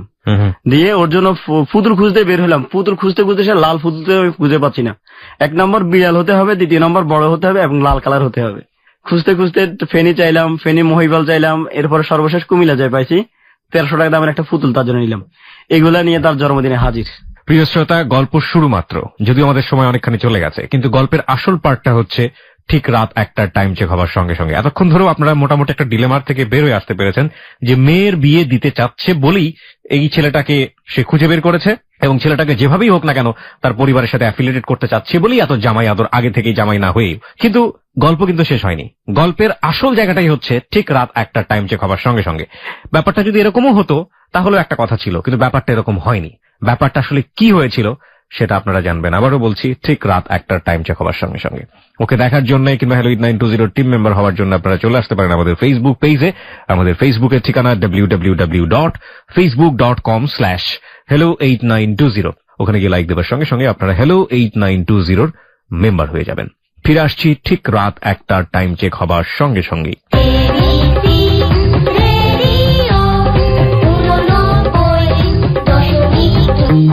Close Up presents Hello 8920 Close Up, the closer the better। সময় রাত 1টা, আপনারা সবাই শুনছেন ক্লোজ আপ প্রেজেন্স Hello 8920। রাজ রয়েছে আমার সাথে, রাজের কাছে আমরা আবারও ফিরে আসতে চাই। রাজের জীবনের গল্পে যারা আছেন তাদেরকে আন্তরিকভাবে ধন্যবাদ জানাতে চাই। যারা বিভিন্ন কমেন্টস করতে চান ফেসবুকে এসে, তারা কমেন্টস করতে পারেন। আমাদের ফেসবুকের ঠিকানা www.facebook.com/HELLO8920। আমি আবারও বলছি www.facebook.com/HELLO8920। ওখানে গিয়ে লাইক দিলে আপনারা Hello 8920 মেম্বার হয়ে যাবেন। হ্যাঁ রাজ, আমরা যেখানে ছিলাম এরপর তার জন্মদিনে আমি উপস্থিত হলাম, জন্মদিন উদযাপনও হলো ভালোভাবে। এরপরে আমাকে ওর আম্মু 2 দিন পরে ফোন করে বলল সামনে তো ওর পরীক্ষার রেজাল্ট, আর এরই মাঝে তোমারও সময় কতটুকু ঘনে আসছে আমি জানি না, তবে তোমাকে ইনভাইট আগামী মঙ্গলবার আমাদের বিবাহ বার্ষিকী, মানে হচ্ছে নাফিসার আম্মা আব্বুর। বুঝতে পেরেছি। তাই বলছে আচ্ছা ঠিক আছে, আমি তো আসলে আমাদের পরিবারের মধ্যে এগুলো কখনো পালন করা হয় না, এই জন্য আমার এগুলোর প্রতি আইডিয়াও না কিংবা আমার ইন্টারেস্টও আমার ওইভাবে নাই। উনি আমাকে বললো যে শুনো, তোমার আর নাফিসার যে সম্পর্কটা, এই সম্পর্কটার মাঝে তোমার আঙ্কেলের কিছু কিছু মাঝে মধ্যে দ্বিমত হয়, সেটা হচ্ছে তোমার আঙ্কেলের নজর একটু বড়। তো তোমার আঙ্কেলকে কনভিন্স করতে হলে তোমাকে কি করতে হবে, আমাকে কি করতে হবে বলেন? তুমি আমাদের বিবাহ বার্ষিকী উপলক্ষে আমার জন্য কি গিফট আনবে সেটা তোমার ব্যাপার। তোমার আঙ্কেলের জন্য অনেক দামি দেখে একটা পাঞ্জাবি নিয়ে আসবা। এটা আমি যে তোমাকে বলছি আর কার কাছে শেয়ার করবা না। যেন আকার যেন আমার মাথায় ভেঙে পড়ছে। আমার কাছে তো টাকা এমনি সব শেষ, এর মধ্যে এরকম একটা প্রস্তাব আমি মেনে নিতে পারতেছি না যে কি করব এখন। হাওলাত নেওয়া যায় অনেক, কিন্তু কত হাওলাত নিব? ইতিমধ্যে তো আমার অবস্থানে এমন হয়েছে যে আমি বিদেশ যাবো, এখন আমি হাওলাত চাইলে হাওলাত পাচ্ছি না। কারণ আমি বিদেশ যাওয়ার সময় হাওলাত করে গেলে এই টাকাটা ড্রাইভার বা নিবে কে? এরপর পরিচিত যে আমি যেখান থেকে জামা কাপড় এমনি সাধারণত কিনি, ওইখানে যাই বললাম যে ভাই আপনাদের এখানের মধ্যে মোটামুটি পাঞ্জাবি ভালোর মধ্যে কি আছে? তো আমাকে বললো যে কেন, আমি এরকম আমার একজন আঙ্কেল হয়, ওনাকে গিফট করার জন্য বিয়ে বার্ষিকী। আচ্ছা তুমি এই পাঞ্জাবিটা নিয়ে যেও। পাঞ্জাবিটা নেওয়ার পরে পাঞ্জাবিটার দাম হচ্ছে 2800 টাকা। আর এখন তো ওনার জন্য একটা নিতে হবে, তো 2000 টাকা নগদ দিয়ে পাঞ্জাবিটা আমি নিলাম, আর বাকিটা বাকিতে। ওর আম্মুকে আমি দিলাম যে একটা ইসলামিক বই। আমি চিন্তা করলাম যে উনাকে এরকম কিছু হেদায়েত করা দরকার আছে, যে উনি যেগুলো বলতেছে সেই জন্য উনাকে আমি একটা ইসলামিক বই গিফট করলাম। এবং গিফটটা যখন আমি ওদের বাসায় গেলাম, যাওয়ার পরে আঙ্কেলকে বললাম যে আঙ্কেল আপনার বিবাহ বার্ষিকী আমি আন্টির কাছে শুনছি, আপনার বিবাহ হলো আমার সামান্য উপহার। এই বললেন পাঞ্জাবি দিয়েছে, উনি অত্যন্ত সাদরে গ্রহণ করছে পাঞ্জাবিটা। ওরা আম্মুকে বললাম যে এই হচ্ছে আপনার, আপনি যেহেতু আমার ইসলামিক মাইন্ডের মা, সেহেতু আপনার জন্য ইসলামিক মাইন্ডের বই নিয়ে আসছি আমি, আপনি এই বলে। উনি বলে যে আল্লাহ তোমার এত সুন্দর চয়েস, তুমি একদম আমার মনের মতো বইগুলো নিয়ে আসলা, ভালোই হলো। এরপরে পরবর্তীতে নাফিসার পরীক্ষার রেজাল্ট যেদিন দিবে ওই দিন নাফিসা আমাকে ফোন করে বললো যে আমি তোমার হাতের মিষ্টি চাই এবং তুমি আমার রেজাল্ট চেক করে আমাকে জানাবে সবার আগে, আর এরপরে তুমি মিষ্টি নিয়ে আমাদের বাসায় আসতে হবে। ওর কথা তো এটাই, কারণ ওর পরীক্ষার পরে হচ্ছে আমাদের বিয়ে, এরপরে আবার আমার বিষয় মোটামুটি লাইনে ওকে হয়ে গেছে। পরীক্ষার যেদিন রেজাল্ট দিছে এদিন আমাকে নাফিসার আম্মু ফোন করে বলতেছে যে তুমি ওর রেজাল্টের মিষ্টি নিয়ে আসিও না। হঠাৎ মানে আজকের ব্যবহারটা গত দীর্ঘদিনের ব্যবহার চেয়ে ভিন্ন। তো আমি বলছি কেন?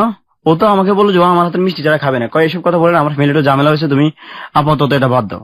আমি বলছি আচ্ছা ঠিক আছে। নাফিসাকে ফোন করলাম যে কি অবস্থা, তোমার আম্মু কথা বলছে, উনার কথা ধরিও না, তুমি মিষ্টি নিয়ে আসবা, এটাই আমি তোমার হাতে মিষ্টি খাবো, তুমি আসবা।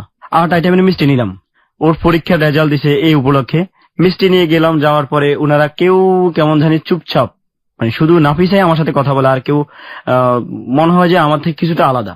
ওকে, তো আমি এরকম বাবার পর আমি যখন যেখানে আমার একটু ওদের কোনো মন মানসিকতা খারাপ আছে, সেক্ষেত্রে আমার আজকে আর বাড়তি কথা বলতে আমি মিষ্টি রেখে আমি নিজে মিষ্টি না খেয়ে চলে আসছি। আমি বলছি আমার তাড়া আছে, আমি চলে যেতে হবে। যাওয়ার পরে এর মধ্যে ইনশাল্লাহ আমার বিশার পেপার চলে আসছে। এখন আমি নাফিসাকে বললাম যে নাফিসা আমার তো বিশার পেপার চলে আসছে, এখন তোমার আম্মু তো এই বলছিল, তোমার মতামত কি? ও বলছে হ্যাঁ যেটা বলছে সেটা করতেই হবে, আমাকে বিয়ে করে যেতে হবে। তাই বলছি আচ্ছা ঠিক আছে, তোমার পরীক্ষার রেজাল্ট দিয়েছে, তুমি ভর্তি হবা। কয় না আমি ভর্তি হওয়ার আগে বিয়ে করবো, আর তুমি চলে যাও, বিয়ে করে তুমি চলে যাও, অসুবিধা নেই।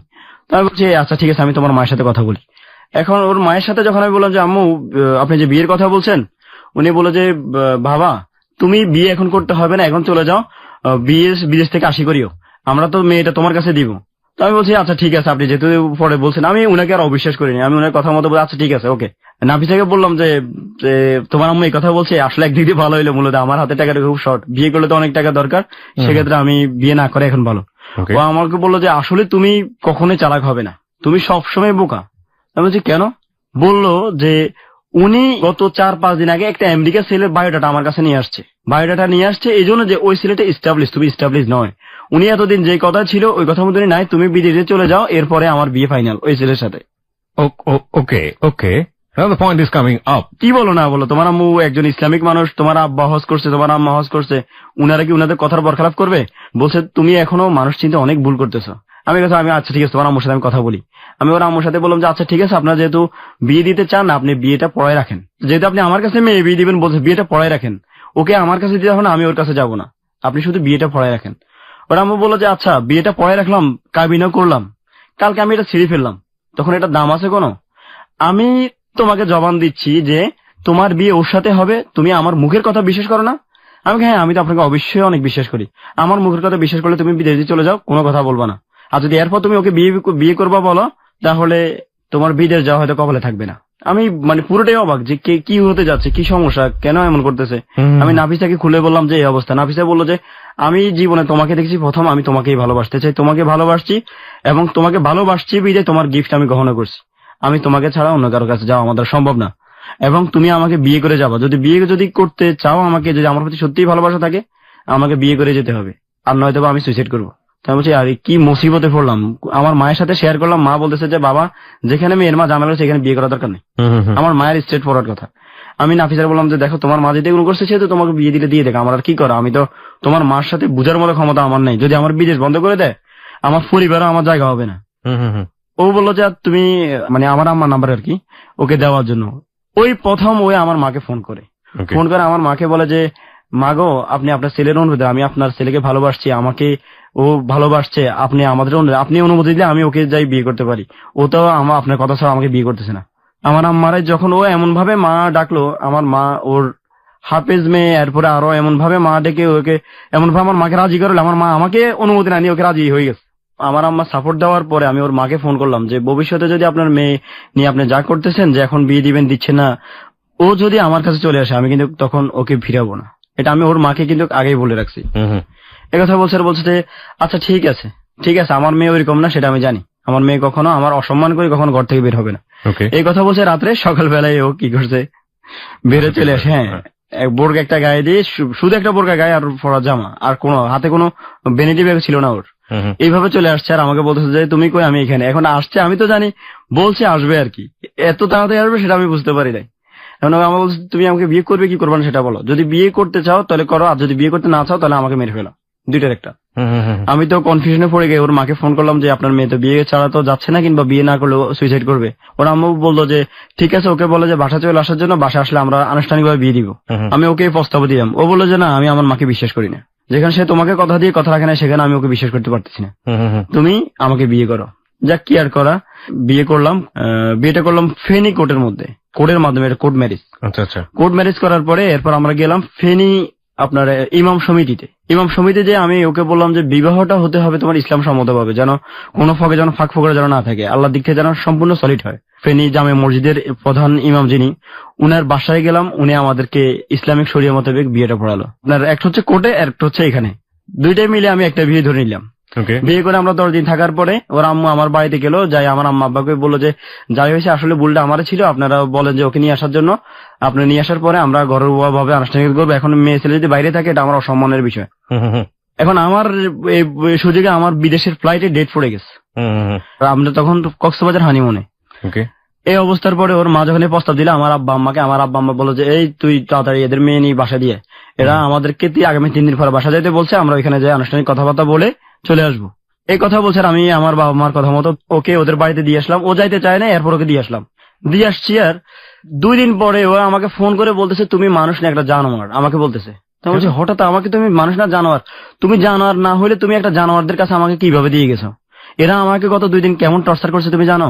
আমি তো শুনে অবাক, আমি তোমার গায়ে হাত তুলছে, কয় আমাকে হাত তুলে নাই, শুধু আমাকে যে বিশ্রী ভাষায় গালাগালি করছে যা তোমাকে ভাষায় প্রকাশ করার মতো নাই। ওকে এই অবস্থার পরে আমি বলছি ঠিক আছে তুমি চিন্তা করো না, কালকে তো আব্বা আম্মা আসতেছে তোমাদের বাড়িতে, তুমি ওই দিক থেকে আশা করি ভালো একটা রেজাল্ট আসবে। আমার আব্বা আম্মা পরের দিন ওদের বাড়িতে গেল, বাড়িতে গেছে আর আমার আম্মা আব্বাকে ওরা বলতেছে যে যা হয়েছে আমার মেয়ে চলে গেছে, আপনার ছেলে বিয়ে করছে, এটা বর্তমান যুগে এভেলেবেল হয়ে থাকে, এটা আপনি একটা এনজয় হিসেবে ধরে নেন, এটা স্বাভাবিক। এই কথা আমার আম্মা বলছে আপনি কি বলেন না, আমার নিজের মেয়ের ইজ্জত সম্বন্ধে আপনি এই ধরনের মন্তব্য কিভাবে করলেন? ওরা বলছে যে যদি বেজ্জতি হতে না চান তাহলে এখান থেকে বেরিয়ে যান। আমার আব্বা আম্মাকে বলতেছে, ওর আব্বা আম্মা। দিস ইজ কল ইউ-টার্ন, যেটাকে আমরা বলি। হ্যাঁ মানে এরকমই হয় যে আসলে কোনটা আসল কোনটা নকল বোঝা বড় দায় এই দুনিয়াতে। যাই হোক, হ্যাঁ তারপর এই অবস্থার পরে আমার আব্বা আম্মা আমাকে ফোন করে ওইদের ঘর থেকে ফোন করে বলতেছে কি তোকে জুতা দিয়ে ফিটবো আমি, তুই কোন ফ্যামিলিতে বিয়ে করছিস? একটা রিক্সালার মেয়ে বিয়ে করতি, তবে আজকে তোর বাপ মা এতটুকু অসম্মান হতো না। বললাম কি হয়েছে? বলছে তুই কখন আর আমাদেরকে মা বাবা বলিয়ে রাখবি না। আমি তো আব্বা আম্মার এই কথা শুনে আমি নিজে হতবাক হয়ে নাফিসাকে ফোন দিয়ে বললাম তোমার আব্বা আম্মা এটা কি করছে? ও আমাকে বললো যে এটাই হওয়া ছিল তোমার, এই তুমি ওদেরকে বিশ্বাস করছো না, এবার ধরা খাওয়া ভালোভাবে। আমি আচ্ছা ঠিক আছে, যেহেতু আমার বাবা মাকে অপমান করছে আমি আসতেছি তোমাদের বাসায়, যদি ওরা মারতে মন চায় আমাকে মারুক, আমার বাবা মাকে কেন? বাসার গেটে গেছি আরে আমার সাথে ওদের পার্শ্ববর্তী একজন ইমাম সাহেবের সাথে দেখা, তো দেখা বলতেছে কয় আপনার নাম কি রাজ? আমি কই হ্যাঁ আমার নামই রাজ। বলতেছে যে আপনার বাবা মা কি আজকে এই বাসা আসছিল? আমি কই হ্যাঁ। কয় আপনার বাবা মার সাথে আমার সাথে কথা হয়েছে। আপনার বাবা মার সাথে কথা হওয়ার পর আমরা নাফিসার বাবা মাকে জিজ্ঞাসা করছি যে উনারা কে? নাফিসার বাবা আমাকে বলতেছে কি ভিক্ষা চাইতে আসছে ফকির, আমরা ভিক্ষা দিই নাই তাই চলে গেছে। ওহো সো স্যাড। এই কথা শোনার পরে আমি তো মানে নিজেকে উনাদের ছেলে হিসেবে পরিচয় দিতে নিজেকে লজ্জাবোধ করছি। এরপর আমি ওদের বাসায় গেলাম, যাই বললাম যে আপনারা আমার বাবা মাকে কি বলছেন? বললো যে তোমার বাবা মা আসছে বিয়ের প্রস্তাব, কিসের বিয়ে টিয়ে এগুলা হয়ে যায়, এটা তুমি ভুলে যাও, ভালো হবে না। আর তুমি যদি এখন যদি কোনো চিন ক্রিয়েট করতে চাও যে বউ নিয়ে যাবে, তাহলে তোমার কিন্তু এখান থেকে তোমার লাশ যাবে। এটা হচ্ছে নাফিসার আম্মুর কথা। এমনকি তুমি যদি বাড়াবাড়ি করো তো তোমাকে জেলের ভাতও খাওয়াবো, জোর করে আমার মেয়েকে আটকে রাখার দেয়। এখন আমি নাফিসাকে বললাম, নাফিসা তুমি কি বলো, আমি তোমার জোর করে আটকে রাখছি? এই কথা বলছে। নাফিসা বলতেছে যে কি আর করা, তুমি ওদের কথা মতো তো এমনই হয়, ওরা তো যা বলো ওটাই সঠিক, আমরা যা বলি সেটা সবই ভুল। এই কথা বলছেন। আমি বলবো আচ্ছা ঠিক আছে, আপনার যদি এইভাবে ভালো হয় তাই করেন, আমার বিদেশ যাওয়ার সময় আমি আর এখন ঝামেলা করতে রাজি না। এর মা কি করলো, কিছুক্ষণের মধ্যে ওদের বাসার সামনে ফোলাফাইন কয়েকটা নিয়ে আসলো, আমাকে বললো যে দরজা খুলে দেখে আসো কে আর আসছে তোমাকে দেখার জন্য, তুমি আমাদের জামাই তো, যদি সম্মান নিয়ে যাইতে চাও তাহলে সুন্দরভাবে চলে যাও। তা আমি বললাম যে আচ্ছা আপনি যে আমাকে মারার জন্য কাকে নিয়ে আসছেন? ও বললো যে এই এলাকার পুলিশ। আমি বলছি ঠিক আছে, আপনি আমাকে মেরে ফেলেন, যদি আমাকে মেরে যদি আপনার সমাধান হয়ে যায় এটাই ভালো হবে। তবে আমি কিন্তু আপনার কাছে নত স্বীকার করবো না, কারণ আমি অন্যায় করি নাই, আপনি আমাকে নিয়ে আসছেন। এই পরিস্থিতি আমি ওই দিন আর রাগটা করে আর চলে গেলাম, আর ওর কথা বাড়াইলাম না। পরের দিন নাফিসা আবার পলে চলে আসছে না বলে, আমাকেও জানায় নাই। ও চৌরাস্তায় এসে আমাকে বলতেছে যে আমি চলে আসছি, তুমি আমাকে নিয়ে যাও। কেন তুমি আবার চলে আসছে কেন? আমার তো 3-4 দিন পরে আমার ফ্লাইট, আমি এখন কি করবো, কিভাবে কি করবো? এখন আমি আম্মার বললাম আম্মা এই অবস্থা, আমার এই কথা বলছে। আম্মা কয় ঠিক আছে, এখন মেয়ে যেহেতু বেরিয়ে আসছে, এখন মেয়ের কি রোডে রাখবি নাকি, নিয়ে আয়। আমি যাই, ওকে নিয়ে আসছি। নিয়ে আসার পরে আমার যে বিদেশে ফ্লাইট ছিল, ফ্লাইট ডেট আমি আরো 20 দিন বাড়াইছি। আচ্ছা, বাড়ায় আমি ওকে নিয়ে আমার খালার বাড়িতে চলে গেলাম। ওর বাবা মা, এর মাঝে আমার বাড়িতে আমার বাবা মাকে পুলিশ দিয়ে ওদের মেয়ে অপহরণ করছি, 50 লক্ষ টাকা ক্যাশ সহকারে, এবং উনার ফ্রিজে 20 ভরি স্বর্ণ ছিল, 20 ভরি স্বর্ণ টাকে ওকে বাসা থেকে কিডন্যাপ করে নিয়ে গেছি। ফ্রিজের ভিতরে গোল্ড ছিল? ওনার ফ্রিজের ভিতরে গোল্ড ছিল। পুলিশে আমার পুরো বাড়ি ঘেরাও করছে। মানে গোল্ড কি গরম হয়ে যায় নাকি নরমালি? না, চোরের ভয় হয়তো এমন ভাবে রাখছে। ফ্রিজের ভিতরে গোল্ড। যখন আমার এলাকা যায় এরকম বক্তব্য দিছে, আমার এলাকার মানুষ তো আমাকে চিনে, তারা বলতেছে যে আপনি যে ছেলের বিরুদ্ধে বক্তব্য দিচ্ছেন ও তো এই ধরনের ছেলে না। এরপরও গ্রামের মানুষ মনে মনে ভাবে যে 50 ভরি না হোক, হয়তো 5 ভরি হলো নিচে। এখন আমার আব্বা আম্মা কয় কিরে ওদের 50 ভরি স্বর্ণ, 20 ভরি স্বর্ণ, 50 লাখ টাকা তুই কি করছিস? তা আমি কি মানে কি কয়, পুলিশ আসে আমার বাড়িতে ঘেরাও করছে, তোর বাবারা ধরে নিয়ে যাইতেছে, আমাদের গালাগালি করতেছে। নাফিসা তখন আমার সাথে, আমি বলছি ঠিক আছে ওদের মেয়ের সাথে কথা বলতে, পুলিশকে কথা বলতেন। তখন নাফিসা ওদের পুলিশের সাথে কথা বললো যে আমার স্বামী আমাকে, আমি একটা প্রাপ্তবয়স্ক মেয়ে, আমি ওকে বিয়ে করছি স্বইচ্ছায়, এবং আমি আসার সময় নিজের ফরাজ জামাটা পরে আসছে, আর কিছু নিয়ে আসি নাই। আমার মা যা করছে সব সিটিংবাজি করছে। এইভাবে কথা বলার পরে পুলিশ বলছে যে আপনি যে বক্তব্য দিচ্ছেন আপনার মেয়ের সাথে আপনার সাথে বক্তব্য মিল নাই, যার অভিযোগ মেইন ও বলতেছে আপনার বিপক্ষে, সেক্ষেত্রে আপনার মামলার কোনো ভিত্তি নেই। ওই দিক থেকে আমি বেঁচে গেলাম। 17-18 দিন যাওয়ার পরে ওর আম্মা আমার বাবা মার কাছে আবার গেছে যে যা ভুল হয়েছে আল্লাহর হস্তে, আমি আপনাদের কাছে আমার আসল ফেতে আমার মেয়ে আর মেয়ের জামাকে ভিক্ষা চাই। মানে আপনার শাশুড়ি এবং শ্বশুর দুজনেই গেছে? ওরা দুজনে আমাদের বাড়িতে গেছে। আমার বাবা মার হাত চাপি ধরছে যে আমরা এতদিন ভুল করছি, ভুল যা হয়েছে ক্ষমা করে দেন। এরই মাঝে আরেকটা কথা না বললেই নয়, নাফিসা ওই পরিস্থিতিতে তখন সে কনসেপ্ট হয়ে গেছে। মানে এটা কয় মাসের মধ্যে এই ধরনের? এটা হচ্ছে যে যখন একবার তো কতদিন পরের ঘটনা এটা? বিয়ে করার পরে যে প্রথম তো 10 দিন সে আমার কাছে ছিল, ওই মুহূর্তে সে কনসেপ্ট করে ফেলেছে। দ্বিতীয়বার আসার পরে এটা আপনার ফুটে উঠছে কোনো একটা মানে প্রথম মাসে এটা বুঝতে পেরেছেন? প্রথম মাসের শেষের দিকে এটা বুঝতে পেরেছেন। Okay fine. ওই কথা বলছিল, ও তো আল্লাহর কাছে 2 হাত তুলে মনে করেছে যে আল্লাহ আমার আসলে আমাদের তাকাইছে, তোমারও চলে যাওয়ার সময় হয়েছে, এই অবস্থা আমি থাকলে আর তাহলে আর অসুবিধা নেই। আমার আম্মা বললো যে যেহেতু বউয়ের এই অবস্থা, সেহেতু এখন আর একটা মেয়ের মা এমন আর করবে না, তোরা আয়। আমি বলছি আব্বা আপনি এর বিশ্বাস করিয়েন না, আব্বা দেখেন আপনি চিন্তা ভাবনা করি। আমার আব্বা বল তুই যদি ওর কথা না শুনো, আমার কথা না শুনোস, তো তোরা আমি ছেলেদের তর্জ করবো। ওরা আত্মীয় স্বজনের সাথে কখনো ঝামেলা যাইতে নাই, কারণ আজ হোক 2 দিন ফরক, সে তোর শাশুড়ি এবং সে তোকে মানে ছেলের মতো আদর করতো। আমরা কোনো না কোনো ভাবে কাজে লাগবে, তাই তো? এই কথা বলছে। আর আমি বলছি যে আচ্ছা ঠিক আছে, এখন কথা বলছে আমি কি আর করা, ওকে নিয়ে আমার বাবার কাছে দিলাম। আমি আমার বাবা নিয়ে দিয়ে আসছে, দিয়ে আসার পরেই সেম কাহিনী আবার পরবর্তী আমার নামে। এখন 2 দিন না যাইতেই আমার বাড়িতে পুলিশ যে আপনার ছেলের নামে মামলা আছে, কোর্টের মধ্যে হাজিরা দিতে হবে এই তারিখ। নাফিসাকে জিজ্ঞেস করলাম কি মামলা হয়েছে, ওরা আমাকে বলছে আমার স্কুলের ফর্মে ফোন করতে হবে, আমার একটা সিগনেচার চাইছে, আমি দিছি। ওই সিগনেচারটাকে তারা করে আমার নামে নাফিসাকে বাদী করে মামলা করে ফেলছে। বাধ্য হয়ে আমার মামলা, আমি আর কি করা, বিদেশে জীবন রক্ষার্থে নাফিসা আমাকে বললো যে তুমি এখন মামলা হাজিরা দেওয়ার দরকার নেই, তুমি চলে যাও, আমার ঘর ভেতরে তোমার সন্তান আছে, এখন আর আমার কোনো সমস্যা করতেই পারবে না আমার মা, তুমি যাও। আর ওর সাথে আমার সাথে তখন আর দেখা নেই, আমি আর আমার কপাল নিয়ে চলে গেলাম বিদেশ। বিদেশ যাওয়ার 15 দিন পর্যন্ত তার সাথে ঠিক মতো কথা বলছি। 16 দিনের দিনও আমার শাশুড়ি আমাকে ফোন করে বলতেছে যে এই তোমার বিদেশ যে গেছো, তোমার বেতন কত? আমি বলছি কত, বাংলাদেশি 40-45 হাজার টাকা হবে আর কি। আমার মেয়ে যে জুতা পরে ওটা 2600-2800 টাকা দামের, আর বাকিগুলোর কথা বললে তোর বাত খারাপ তো দূর কথা, তুই তো করে শুরু হয়ে গেছে। হ্যাঁ তুই তখন আমাকে তুই করে কথা বলতেছে যে তুই কালকে থেকে নাফিসার ফোন দিবি না, নাফিসা তোকে স্বেচ্ছা ডিভোর্স দিছে। স্বেচ্ছা ডিভোর্স দিয়ে? হ্যাঁ ডিভোর্স দিছে, এটা ওর মায়ের বক্তব্য। আমি নাফিসাকে ফোন করছি, নাফিসা আমাকে বলতেছে সেটা তোমাকে বলতে পারবো না আমি। আমার ঠিক আছে, আমার বাচ্চার কি অবস্থা? তো বলছে বাচ্চার কথা বললে তোর কপাল আরো দুঃখ আছে। তো আমি এখন আমার আম্মার বল, আম্মা আপনি একটু যাই দেখে আসেন যে কি এদের সমস্যা। যাই দেখে নাফিসা হসপিটাল। কি হয়েছে, নাফিসাকে রাত্রে মেরে ধরে অজ্ঞান করে তাকে অ্যাবর্শন করে ফেলছে। এখন বিদেশ থেকে আমার মা আমারে বলতেছে বাবা তুই শেষ, তোর যেটা ছিল এটারও মেরে ফেলছে।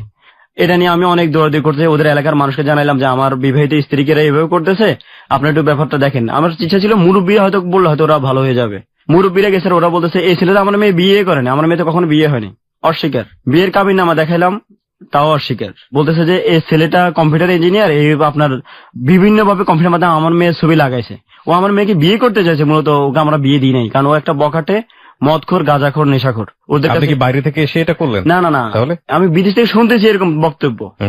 আমি ওদের এলাকার মেম্বার চেয়ারম্যানের নাম্বার জোগাড় করছি আমার বাবা মার মাধ্যমে।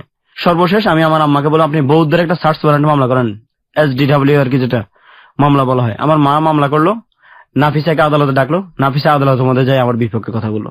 বিয়ের কতদিন পরে এই ঘটনা? 1.5 মাসের মাথায়। বিয়ে করে বিদেশ গেলেন কতদিন পরে? ওর বাড়িতে দিলাম, এর 5 দিন পরে আমার ফ্লাইট হলো। বিয়ের কতদিন পরে আপনি বিদেশে বাইরে? বিয়ের 3 মাসের মাথায়। বিয়ের 3 মাসের মাথায়, তার মানে সে অস্বীকার করলো 4 থেকে 4.5 মাসের মাথায়। হ্যাঁ অস্বীকার করলো যে হ্যাঁ ও আমার স্বামী ছিল, আমি ওকে, ওর সাথে আমার সাথে বনি বানা হয় না বিদে আমি ওকে ডিভোর্স দিলাম স্বইচ্ছায়। ও আদালতে আমার মার সম্মুখেই কথা বলছে। আমার মা তো আমাকে বিদেশ ফোন করে বলছেন, আমি তো কান্নায় ভেঙে পড়ছি যে কি বলেন না বলেন, ও একটা হাফেজ মেয়ে, ও কিভাবে মিথ্যা কথা বললো? ও মিথ্যা কথা বলেনি আম্মা, ওকে সাপ দিব করানো হয়েছে। আমার আম্মা বলছে তুই বিশ্বাস করতেছস, তুই ঠকবি বারবার। যাই হোক অনেক ধরনের হয়রানি করলো, করার পর আমি অনেক চেষ্টা করছি, আর দীর্ঘ 1 বছর আর তাদের সাথে আমার সাথে আর যোগাযোগ নেই। আমি ওর মাকে ফোন দিয়ে রিসিভ করে না, আমার বাবা মাকে হুমকি দিচ্ছে যদি আমি কখনো জন্য আসি দাবি আসি তো আমার খবর আছে। নাফিসার সাথে আমার সাথে যোগাযোগ নাই, নাফিসা আমার সাথে যোগাযোগ করবেও না, নাফিসাই আমাকে চায় না। এর মাঝে নাফিসার বান্ধবী ছিল কয়েকজন, আমি বান্ধবীর কাছে ফোন করলাম। নাফিসার বান্ধবী একটা আমার ফোন দিয়ে বললো যে নাফিসা আমাকে ফোন দিয়ে কথা বলছে যে নাফিসা বাধ্য হয়েই কাজ করছে এবং আপনার জীবন ভিক্ষা দিতে যে আপনাকে কাজ করার, কারণ ওর মারা পদক্ষেপ নিচ্ছে আপনাকে মেরে ফেলার। সো ও বলছে যে আমাকে ডিভোর্স দেওয়ার ব্যবস্থা করেন, তবু যেন ওকে না মারেন। এটা হচ্ছে ওর এক বান্ধবীর বক্তব্য। আর এক বান্ধবী আমাকে বক্তব্য দিল যে ভাই নাফিসা বলতেছে যে আপনাকে জেলে দেওয়া উচিত ছিল। এরপর আমি কিন্তু আমার বিশ্বাসে অটল ছিলাম। ফোন করলাম মানবাধিকার কমিশনের চেয়ারম্যান মিজানুর রহমান কাছে। এরপরে পাঠাইলাম আমার এলাকার মুরব্বী থেকে শুরু করে সবাইকে, ওদের এলাকার মুরব্বীদেরকে। ওর আম্মা একটা ছবি দিছে, ছবিটা হচ্ছে কি যে দেখেন এই ছেলের কাছে আমি আমার মেয়ে কিভাবে বিয়ে দিই, আপনারাই বলেন। এই ছেলের দিকে এলে বোঝা যায় সে হিরণছি। এই অবস্থার পরে আমার এলাকার মানুষ বলতেছে এটা ওর ছবি না, কিন্তু ওর মা এটা বলতেছে এটাই রাজ। এই পরিস্থিতি এখন এলাকার, ওদের এলাকার যে মানুষগুলো ওরা আমাকে ফোন দিয়ে বলতেছে যে তুমি একটা নেশাখোর ছেলে, তোমার শাশুড়ি আমাদেরকে ছবি দেখাইছে। এই পরিস্থিতিতে উনারা আমাকে যেভাবে হোক আমাকে কালারিং, আমি কালার, এটাই আমাকে প্রমাণ করতে উনারা সমর্থ হয়েছে। এর মাঝে আপনার আমি ওদের এলাকার চেয়ারম্যান মেম্বার, ওরা বিয়ের জন্য ওকে বিবাহ করে দেওয়ার জন্য অনেক চেষ্টা করতেছে। আমি ওদের এলাকার মেম্বার চেয়ারম্যানকে আপনার বলতেছি যে ভাই আমার ওষুধ ওর বিয়েটা ঠেকান, আমি যেন আসতে পারি, আমি আসলে একটা সমাধান হবে। আমার বিশ্বাস আমার ওয়াইফ আমাকে দেখলে সে যত ভুল আছে সব ভুলে আমার কাছে চলে আসবে, আপনারও বিয়ে ঠেকান। ওর বিয়ে ঠেকানোর জন্য ওদের এলাকার লোকদের কাছে ফোন করতাম, ফোন করে আপনার ওদের মোবাইলের টাকা থেকে শুরু করে যা চাইতো, ওদের তো বিভিন্ন চাহিদা ছিল, চাহিদাগুলো পূর্ণ করতে হয়েছে আমাকে। ওর জন্মদিন উপলক্ষে যেন ওরা যেন মানুষ যেন জানে যে এ আমার ওয়াইফ।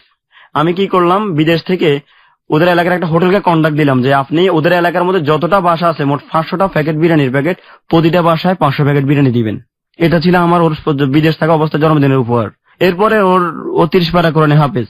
ওদের এলাকার এই দিমখানার মধ্যে আমি 70 পিস কোরআন শরীফ হাদিয়া করে দিছি, যেন আল্লাহ আমার স্ত্রী হাফেজ ছিল, এই জন্য আমি কোরআন শরীফটা হাদিয়া করাটাই মনে ভালো হবে। আপনি এলাকায় এগুলো কেন করছেন? শুধু একটাই, যেন ওরা যেন জানে যে আমার ওয়াইফ এটা সত্যি ছিল, আমি ওদের জামাই ছিলাম, ওরা যেন আমাকে যেন মিথ্যা প্রমাণ করতে না পারে।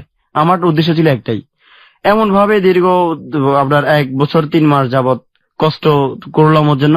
সর্বশেষ গত নভেম্বর মাস 2014 আমার ফেসবুকে আমাকে মেসেজ দিল কেমন আছো। কতদিন পরে আপনাকে মেসেজটা দিল?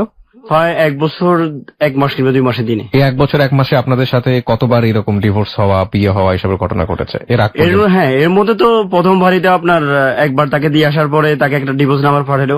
পাঠানোর পর আমি তো তাকে যখন দ্বিতীয়বার কক্সবাজার নিয়ে আসছি তখন ওইখানে আরেকটা বার তাকে বিয়ে করি। ওটা হচ্ছে তার 2য় নম্বর বিয়ে আমার সাথেই।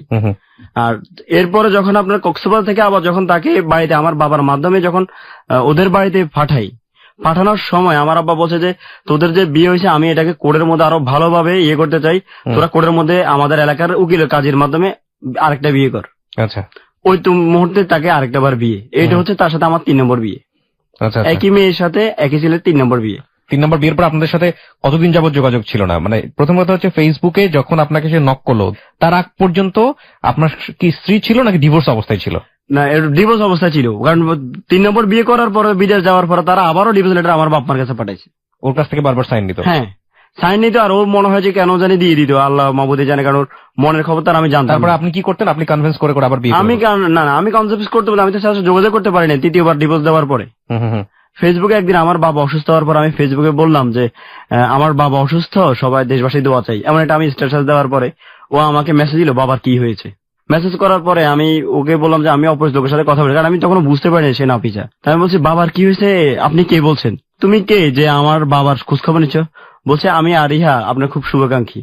আবার মেসেজ দিল যে কবে দেশে আসতেছেন, আপনার বউয়ের খবর কি? বউয়ের জন্য তো পাগলের মতো ঘুরতেছি বিদেশের বাড়িতে, আজও বউয়ের দেখা পাইনি। ও বলছে খুব শীঘ্রই পেয়ে যাবে।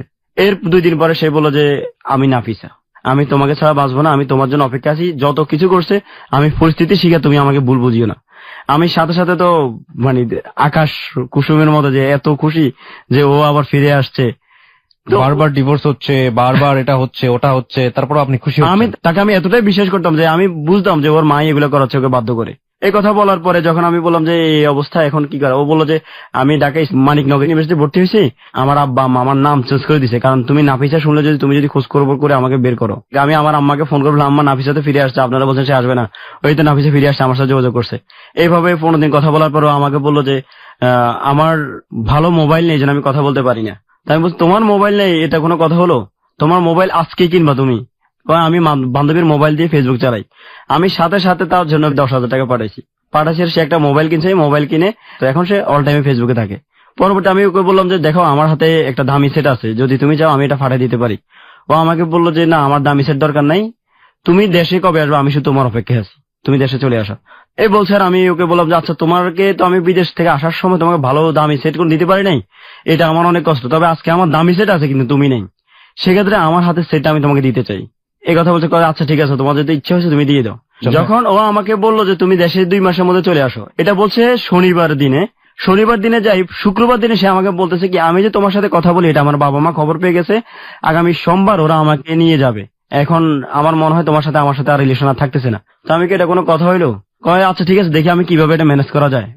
রবিবার সকালেও আমাকে বলতেছে তুমি যদি আমাকে সত্যিকার ভালোবাসো, আমাকে পেতেই চাও, তো তুমি আজকের দিনের মধ্যে বাংলাদেশে আসো, আর আজকের পরবর্তী তুমি যদি আমাকে যদি না পাও সেটার জন্য আমি দায়ী না। এখন এই কথা বলতে আমি দিনে দিনে কি মানুষ বিদেশ থেকে আসতে পারে? রবিবার সকাল 9টা বাংলাদেশ টাইম। আমি কি করলাম, বললাম যে আমার তো এগুলো গোছাইতে হবে। ও বলছে কিচ্ছু গোছাইতে হবে না, তুমি যদি আমাকে চাও চলে আসো, তাহলে তুমি যদি বলো আমি আমার বান্ধবীর বাসায় গিয়ে ওয়েট করবো। আমাকে দেখো, আমাকে আবার নিয়ে ধোকা দিও না কিন্তু। ও বলতেছে তুমি আমাকে অবিশ্বাস করো, আমি তো চাইলে আমার বাবা মার কথা ধরে বিয়ে বসে যাইতে পারতাম, আমি তো বিয়ে বসিনি, তোমার জন্য অপেক্ষা করছি, এবং আজকের মধ্যেই আমি আমার বান্ধবীর বাসায় যাবো। তাহলে আমি বলছি আচ্ছা ঠিক আছে, আমি তোমার আধা ঘন্টা পরে জানাচ্ছি। আধা ঘন্টা পরে আমি সিদ্ধান্ত নিলাম জীবনে যা আছে ওর জন্য তো এত কিছু করলাম, ওকে পাওয়ার জন্য না হয় একটা রিস্ক নিই, মন যা বলে সেটাই শুনবো। হ্যাঁ, ও বান্ধবীর বাসায় চলে গেল, বান্ধবীর নাম্বার আমাকে দিল যে তুমি এয়ারপোর্ট নেমে আমাকে ফোন দিবা। ইমার্জেন্সি টিকিট কেটে আমি কাতার এয়ারওয়েজ করে যখন বাংলাদেশে আসলাম, তখন রবিবার রাত 11:30 দিনে দিনে তার জন্য চলে আসছি। চলে গেলাম আমার ফুফুতোর বাসায়, কারণ ওর বান্ধবীর বাসায় রাতের গভীর রাত্র। ও বললো তুমি ভোরবেলা চলে আসো, আমরা একসাথে শাহজালাল মাজারে যাব কালকে। গাড়ি ভাড়া নিয়ে ও সহকারে চলে গেলাম শাহজালাল মাজারে। গিয়ে ওইখানে গিয়ে আপনার হুজুরদের দিয়ে আমরা বিয়ে পড়ে কাবির নামা আবার করছি। কতদিন আগের ঘটনা এটা? এটা হচ্ছে নভেম্বর মাসের 16 তারিখে আমি বিদেশ থেকে আসছি, 2014 সালের। হ্যাঁ, আর বিয়ে করছি 2000 নভেম্বরের 17 তারিখে। এর মধ্যে তো আমার ফ্যামিলি তো অনেক গরম আমার উপর, যে ও একটা মেয়ের জন্য এতবার ধোকা দেওয়ার পর সে মেয়ের জন্য দিনে দিনে বিদেশ থেকে চলে আসলো, বাড়িতেও যায় নাই, ওর কাছে চলে আসছি সরাসরি। মাজার গেলাম, বিয়ে কাজ শেষ করলাম, এটা হচ্ছে ওর সাথে আমার সাথে 4 নম্বর বিয়ে। বিয়ের পরেই ওইখানে আমরা 2 দিন অবস্থান করে আমি চলে গেলাম আমার চিরঙের খালার বাড়িতে। যাওয়ার পরেও আমার বলতেছে আমার মায়ের বিরুদ্ধে আমি একটা অ্যাকশন নিব, উনাকে জেল খাটাবো। ও নিজ থেকে বলতেছে এই কথাটা। আমি বলতো যে তোমার মা তো জেলে গেলে তুমি পচবা, তুমি কান্নাকাটি করবা, সে তো মাকে নেয়। কয় না তুমি তো জানো না, আমি তোমাকে বলি নাই আমার বাচ্চা মরে নাই, আমার বাচ্চাকে মেরে ফেলা হয়েছে, আমার বাচ্চা মেরে ফেলছে। তো আমি কি আল্লাহ এই কথা বললে তো তোমার মা জেল খাটতে হবে আজীবন, এমন একটা যদি কথা তুমি মেয়ে হয়ে বলে দাও, এর চেয়ে ভালো তোমার মা ওকে দরকার নাই। যাক, উনি হয়তো ভুল বুঝছে, এটাই কপালে ছিল। যাই হোক, এখন তো আমরা একসাথে হয়ে গেছি, অসুবিধা কি? ও বললো যে না আমি এরপর একটা জিডি করে রাখি। এই কথা অনুযায়ী সে নিজে বাদী হয়ে জিডি করে আসছে সে চিটাগং কোর্টের মধ্যে ওর মায়া বাবার বিরুদ্ধে, যদি ভবিষ্যতে তার মা বাবা আবার যদি এমন কোন কর্মকাণ্ড করে। সেই জিডির কপি আছে আপনার কাছে? হ্যাঁ আছে। ওকে, আপনি সাধারণ করে নিয়ে আসছেন? হ্যাঁ নিয়ে আসছেন। দেখি জিডির কপিটা একটু।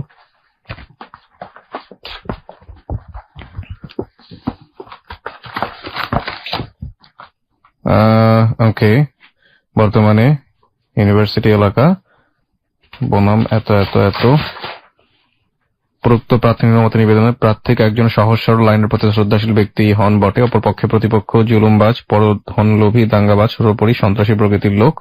প্রতিপক্ষ সবসময় ধরাকে সরাজ্ঞান করে থাকে। প্রার্থীর শহীদ মিরাজ হোসেন রাজ এর বিগত এত এত তারিখে 6 লক্ষ টাকা রেজিস্ট্রিকৃত কাবিননামা মূলে সামাজিক অনুষ্ঠানের মাধ্যমে বিবাহ সম্পন্ন হয়। বিবাহের পর প্রার্থিনীর স্বামী প্রার্থিনীকে তার জওজিয়তে নিয়ে যায়। প্রার্থিনীর স্বামীর সহিত বাদিনীর কোন রকম ভুল বোঝাবুঝি বা ঝগড়াঝাটি নেই।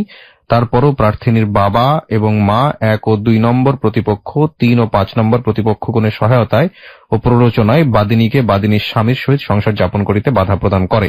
প্রতিপক্ষগণ জোরপূর্বক একটি ডিভোর্সনামা প্রার্থিনীর স্বামীর বিরুদ্ধে তৈরি করে জোর করে তাতে প্রার্থিনীর স্বাক্ষর আদায় করে এবং প্রার্থিনীর স্বামী ও প্রার্থিনীর শ্বশুর শাশুড়ির মাধ্যমে বিভিন্ন মিথ্যা মামলা দিয়ে প্রার্থিনীর স্বামীর বাড়ি ঘরে সন্ত্রাসী হামলা চালিয়ে প্রার্থিনীর স্বামীর ও শ্বশুর পরিবারের সামাজিক মর্যাদা ও অর্থনৈতিক ক্ষতি করার চেষ্টা করে। প্রার্থিনীর স্বামী মিরাজ হোসেন রাজ প্রবাসে থাকায় স্ত্রীকে পিত্রালয়ে রেখে যায়। গত 1 বছর পূর্বে প্রার্থিনীর স্বামী দেশে আসিলে প্রতিপক্ষগণ প্রার্থিনীর স্বামীকে অপহরণ করিয়া গুম করার চেষ্টা করে এবং প্রার্থিনীর স্বামীর ঔরস্যে ও প্রার্থিনীর গর্ভে সন্তান জন্ম নিলে প্রতিপক্ষগণ জোরপূর্বক প্রার্থিনীকে নষ্ট করিতে বাধ্য করিলে প্রার্থিনী প্রতিবাদ জানাইলে প্রতিপক্ষগণ প্রার্থিনীকে দীর্ঘ 9 মাস গৃহবন্দী করে রাখিয়া নির্মমভাবে শারীরিক এবং মানসিক নির্যাতন করে উক্ত সন্তান নষ্ট করতে বাধ্য করে এবং প্রার্থিনীকে অবিবাহিত বলিয়া অন্যত্র বিয়ে দেওয়ার চেষ্টা বা প্রচেষ্টা চালায়। প্রার্থিনী সব অত্যাচার নির্যাতন নীরবে সহ্য করার পরও প্রতিপক্ষগণের সাথে থাকিয়া মানবেতর জীবনযাপন করিতে থাকে।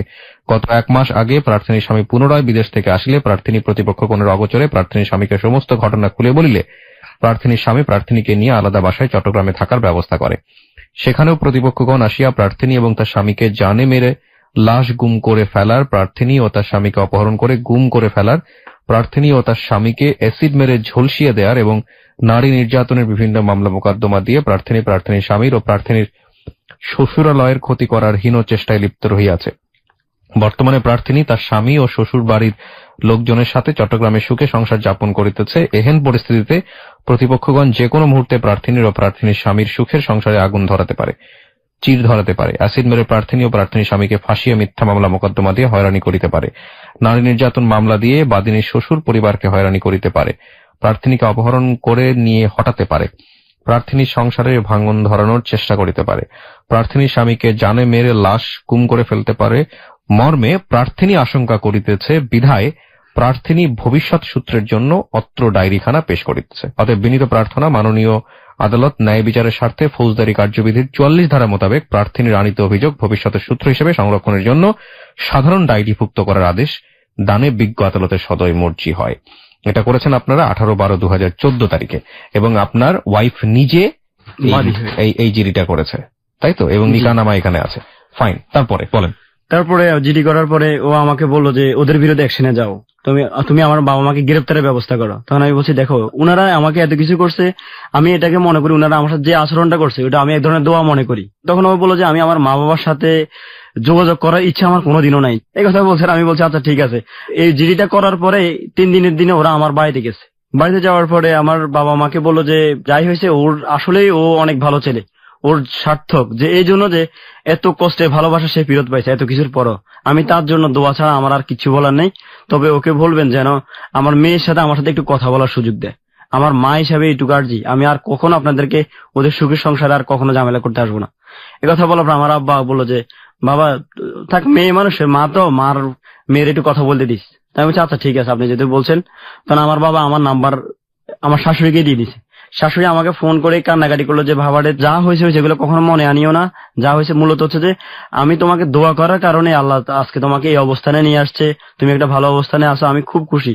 তো আমি বললাম যে আম্মু যা হয়েছে হয়েছে, আপনারা আমার সাথে যা করছেন আসলে আমি এগুলো দোয়া মনে করে নিচ্ছি, কারণ আপনারা দোয়া না করলে তো আমার আজকে ইনশাল্লাহ ওর জন্য দিনে দিনে বিদেশ থেকে আসার মতো অন্তত ক্ষমতা হতো না। এটার জন্য আপনার কাছে আমি কৃতজ্ঞ। এই বলে উনি আমাকে বলতে ঠিক আছে মাঝে মধ্যে অন্তত আমার মেয়েটার আমার সাথে কথা বলতে দিও। আমি বলছি আচ্ছা ঠিক আছে, কারণ একটা লোকের গণতান্ত্রিক অধিকার হরণ করার মতো ক্ষমতা আমার নাই। যদিও ওরা আমার লিগেল স্ত্রীকে আমার সাথে কথা বলতে দেয় নাই, ও কথা বলতে চাইতো না। ওর মা ফোন দিলে আমি বলতাম যে হ্যাঁ আমার সাথে কথা বলার পরে আমি বলতাম ধরো নাফিসা কথা বলো, তোমার আম্মা ফোন করছে।